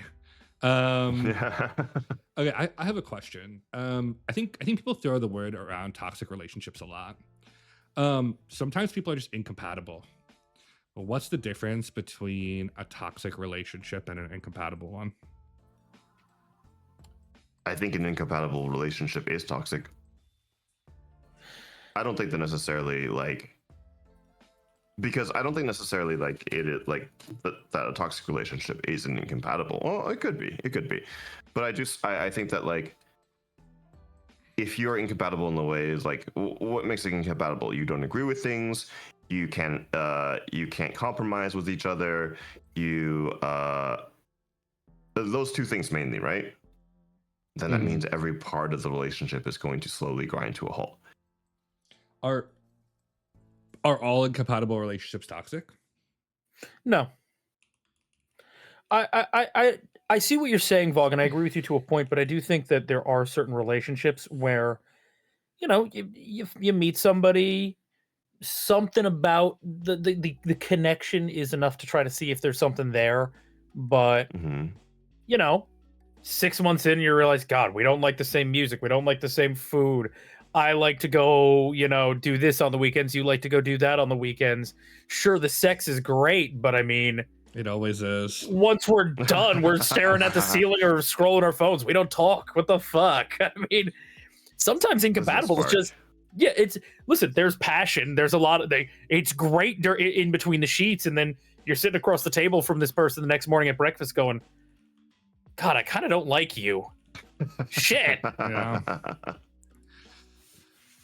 I'm so there. I guess, you know, kind of, you know, to Annie's question earlier, you know, sometimes like, you know, we've all been in toxic relationships that we stayed in for one reason or another. Like, what signs did you ignore that you wish you hadn't? Like, what? Like, I think as you get out of toxic relationships, you kind of begin to have like lines in the sand. You're like, I'm never going to tolerate this again. What was that for you guys? So the first relationship I told you guys about, the one who, she was the thrower. She threw shit at me. Yeah. At a certain point, she started hiding her phone. Yep. And a passcode that I didn't know was on there. Not that I'm not one of those guys who you give me the passcode and I'm going to check your phone. Everyone, no. You know what? Yeah. That is your private space. I have your passcode in case of an emergency, like, oh shit, open my phone and find this, you know, thing for me. Fine, whatever. She was hiding her phone, and as it turns out, she had been cheating on me for 3 months with, fun fact, her ex. And the night that she threw the glass vase at my head, after I left, she called him, he came over. Oof. You know, ironically, I have you know, like, given my experience with my invasion of privacy, I have a very different feeling about my technology now. Like, I am a compulsive locker and passworder now. My phone has a 12-digit passcode that nobody knows and nobody will ever know. Like, I think, you know, like, my current partner who lived with me through it understands, and like, when she moves in, we'll get access to all my things. But like, oh man, the invasion of privacy from someone like being in your personal shit really fucks you up. Like, I am very protective of my phone. But you've been through something that I will admit freely, I can't fathom going through what you went through there. I've never had a stalker like that before. Yeah. I mean, 12 digits, brother. How do you fucking remember your own passcode to your phone? Shit. Man, when everything happened, I lit my online presence on fire. The Discord that you guys know me under was almost gone. Like, I purified everything. I have a new iCloud. I have a new phone number. I have a new, like all of my socials are now private, locked down. Like, my Instagram, even, like, everything's locked down. I mean, you guys know, like, I moved like I moved in November. I just updated my location on my LinkedIn. Like, I was like, this bitch is gonna come find me. Like, but I'm very upfront about it. Like, and you know, like, when everything happened, like, with my ex, I was already dating my current partner, and she was like, hey, she's telling me these things that are like on your phone, like, I want to look through them with you for my peace of mind. And I was like, okay, we can sit here and do this, but like, do not ask me to do this again. You know? And to be fair, like, if something came up, I'm sure we would do it again. But like, I'm very protective of my devices now. Like, when my phone got stolen, it was locked within like 2.5 minutes. Like, I called the teleco, they locked it, like, reported it lost. Like, there was nobody getting my data, no fucking way. And that's why I'm mad at Discord right now. Fair enough. Discord, yeah, I'm not that's fair. giving you my ID. Fuck you. Fuck off. A little funny story about this to make part of that a little bit. Dom owed me some money for something, and I asked him. I was like, "Hey, can you Venmo me this?" And he was like, "What? I'll PayPal you." I was like, "What the fuck?" Like, we've known each other in real life for forever, but I was like, "What do you mean you're gonna PayPal PayPal? like, but he had shut down all his online presence, so like he didn't even have that anymore. Yeah. I changed banks because she had access to my banking information, bro. Like Yeah, I so literally he didn't even have Zelle. Like, Yeah, I was like, what is I lit everything on fucking happen? Dude, I needed to get into Airbnb recently. I realized I deleted my Airbnb account. Like I don't have one anymore. Oh Jesus. Interesting though. Two sides of a coin there, Nomad. But I get it.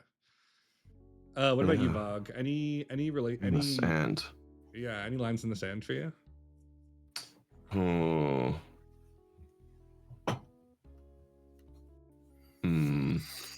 If we're talking about like the stories I brought up, obviously I feel like they're very drastic. It's hard considering like what happens. Like, I'll not get you a dog. Okay, obviously, Yeah.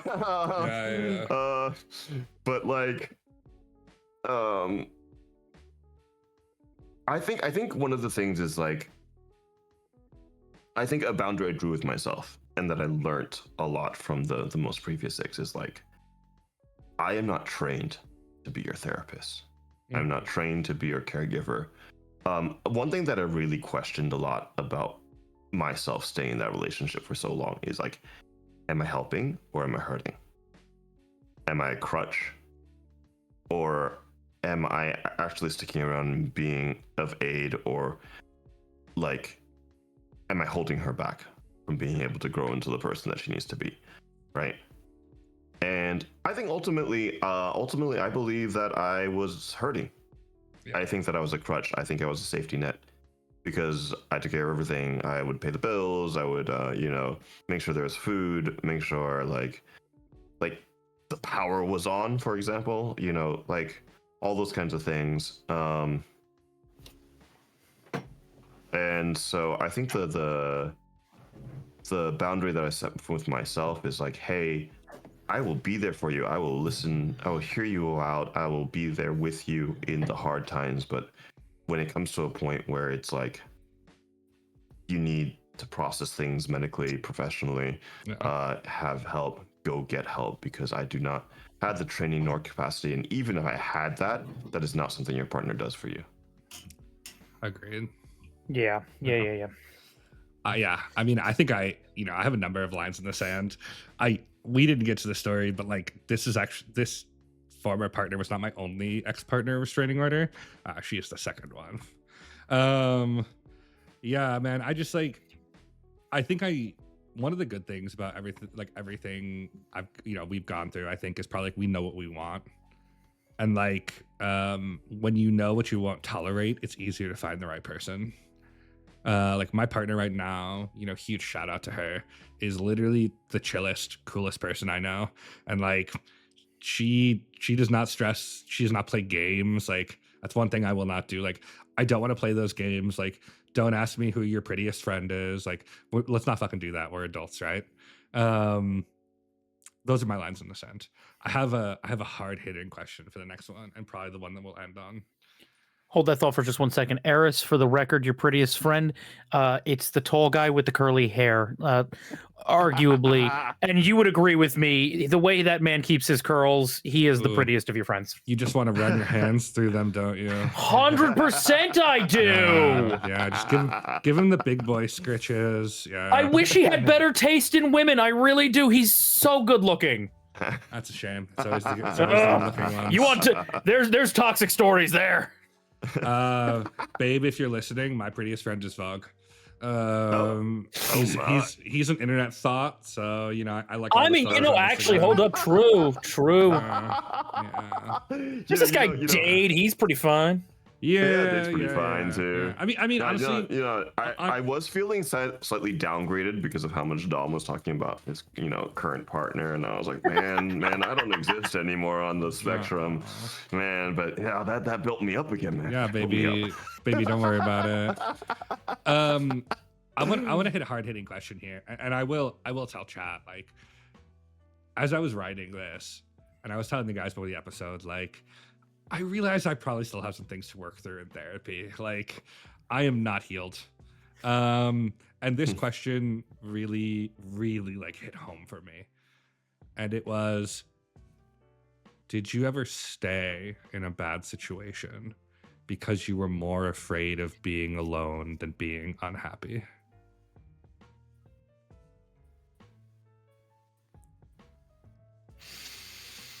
Oh, right. I don't think so. Man, good for you. One thing I have always held, and I've said this to my chat more times than I care to think about, and I will continue to say it. I don't think you can be in a healthy relationship without first learning to be with yourself. Yeah. I make the joke, and slight trigger warning about some self-harm topics. My therapist once looked at me and said, the only reason I'm never worried about you taking your own life or doing anything to hurt yourself, you are actually a little bit of a narcissist. Mm-hmm. And I stopped and I went, what? He goes, no, you love yourself. You genuinely think you need to be on this planet. It's why I never worry about you with that shit. I worry about you with a lot of other things. I have a list. There's a list when it comes to you. The one thing I don't worry about, you actually do think that you belong on this earth right now.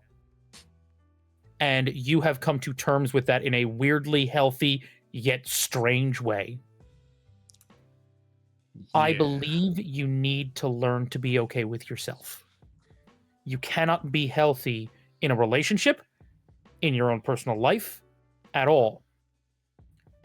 Every time it has gotten bad enough, I finally step up and I go, no, cool, bye. I got a right hand in a dream, baby. It doesn't fucking matter to me. Bye.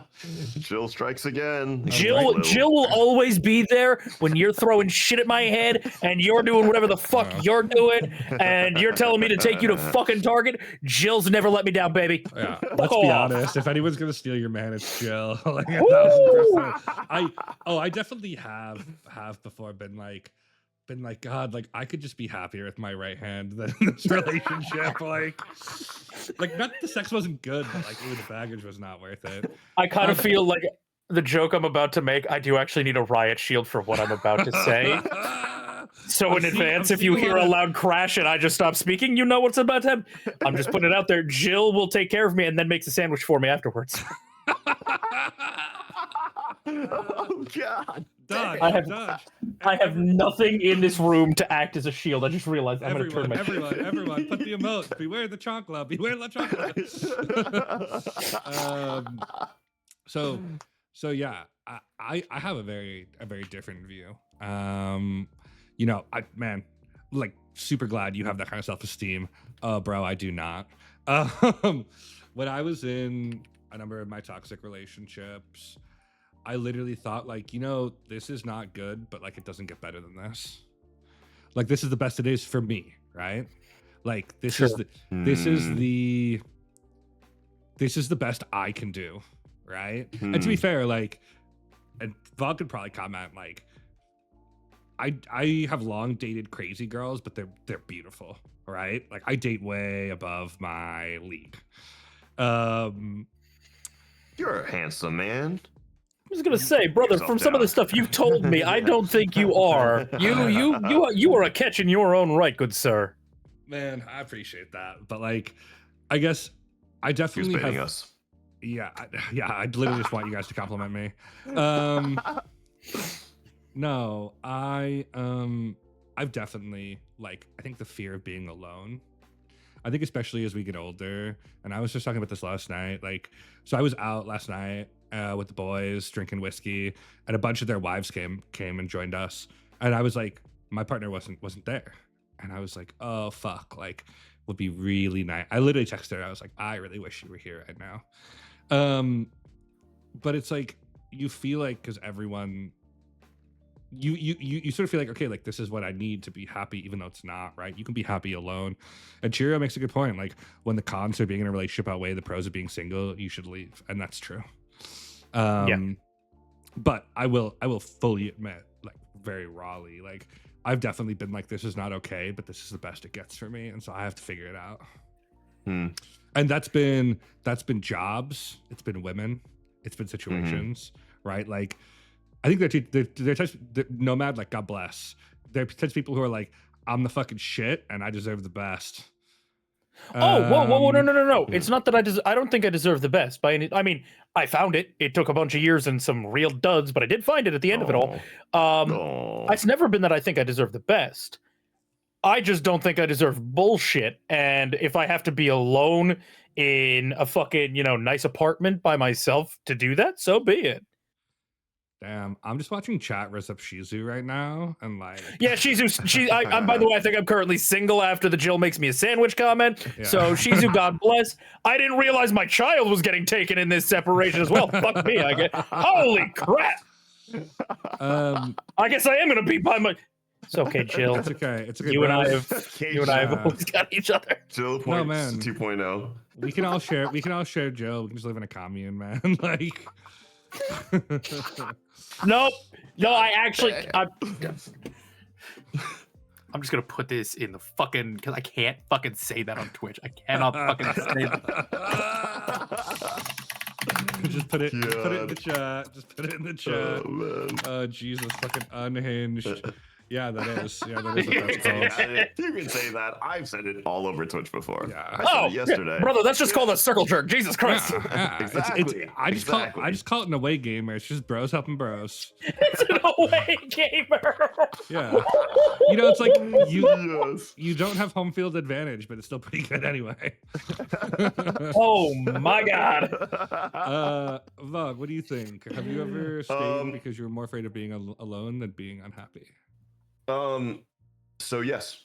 At first I was thinking about the most recent one being like the one I told you about, being the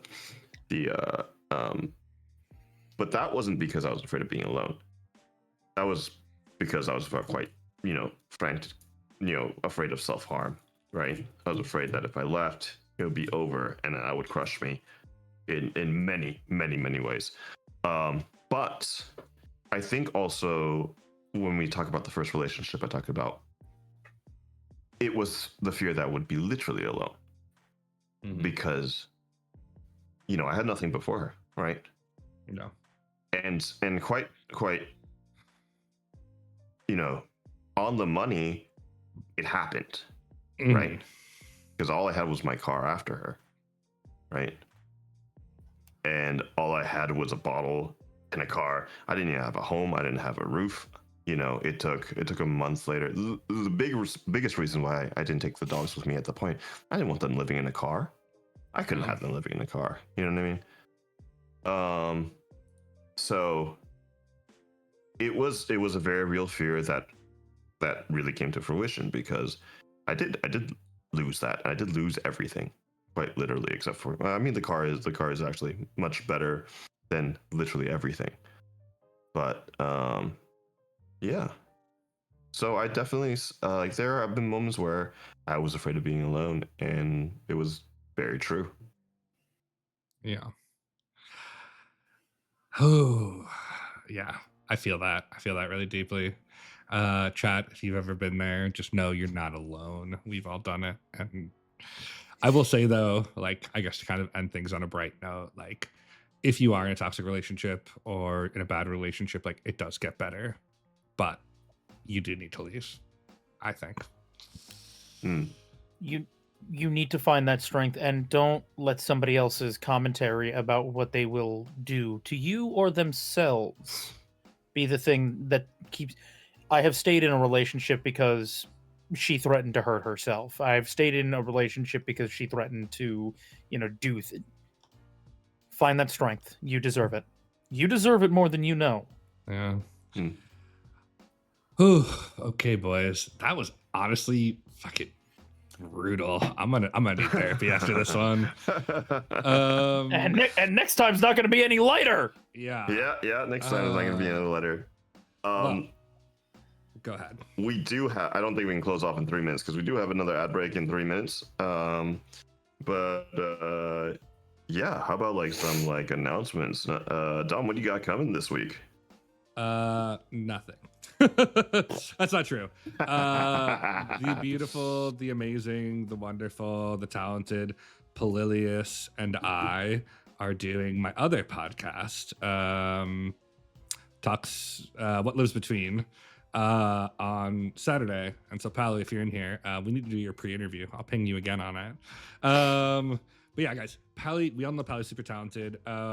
We're gonna talk to her about why she creates, what she creates, and we'll get deep, and we'll all understand Nomad's favorite employee a little bit better. Dom, I think you shouldn't ask her about any of that. Just for the 90 minutes that you have her, ask her nothing about anything but her boyfriend.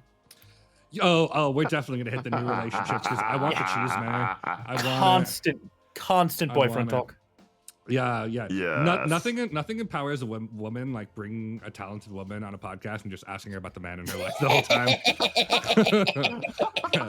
I don't think we're gonna pass the Bechdel test with that, but I'll take it under advisement.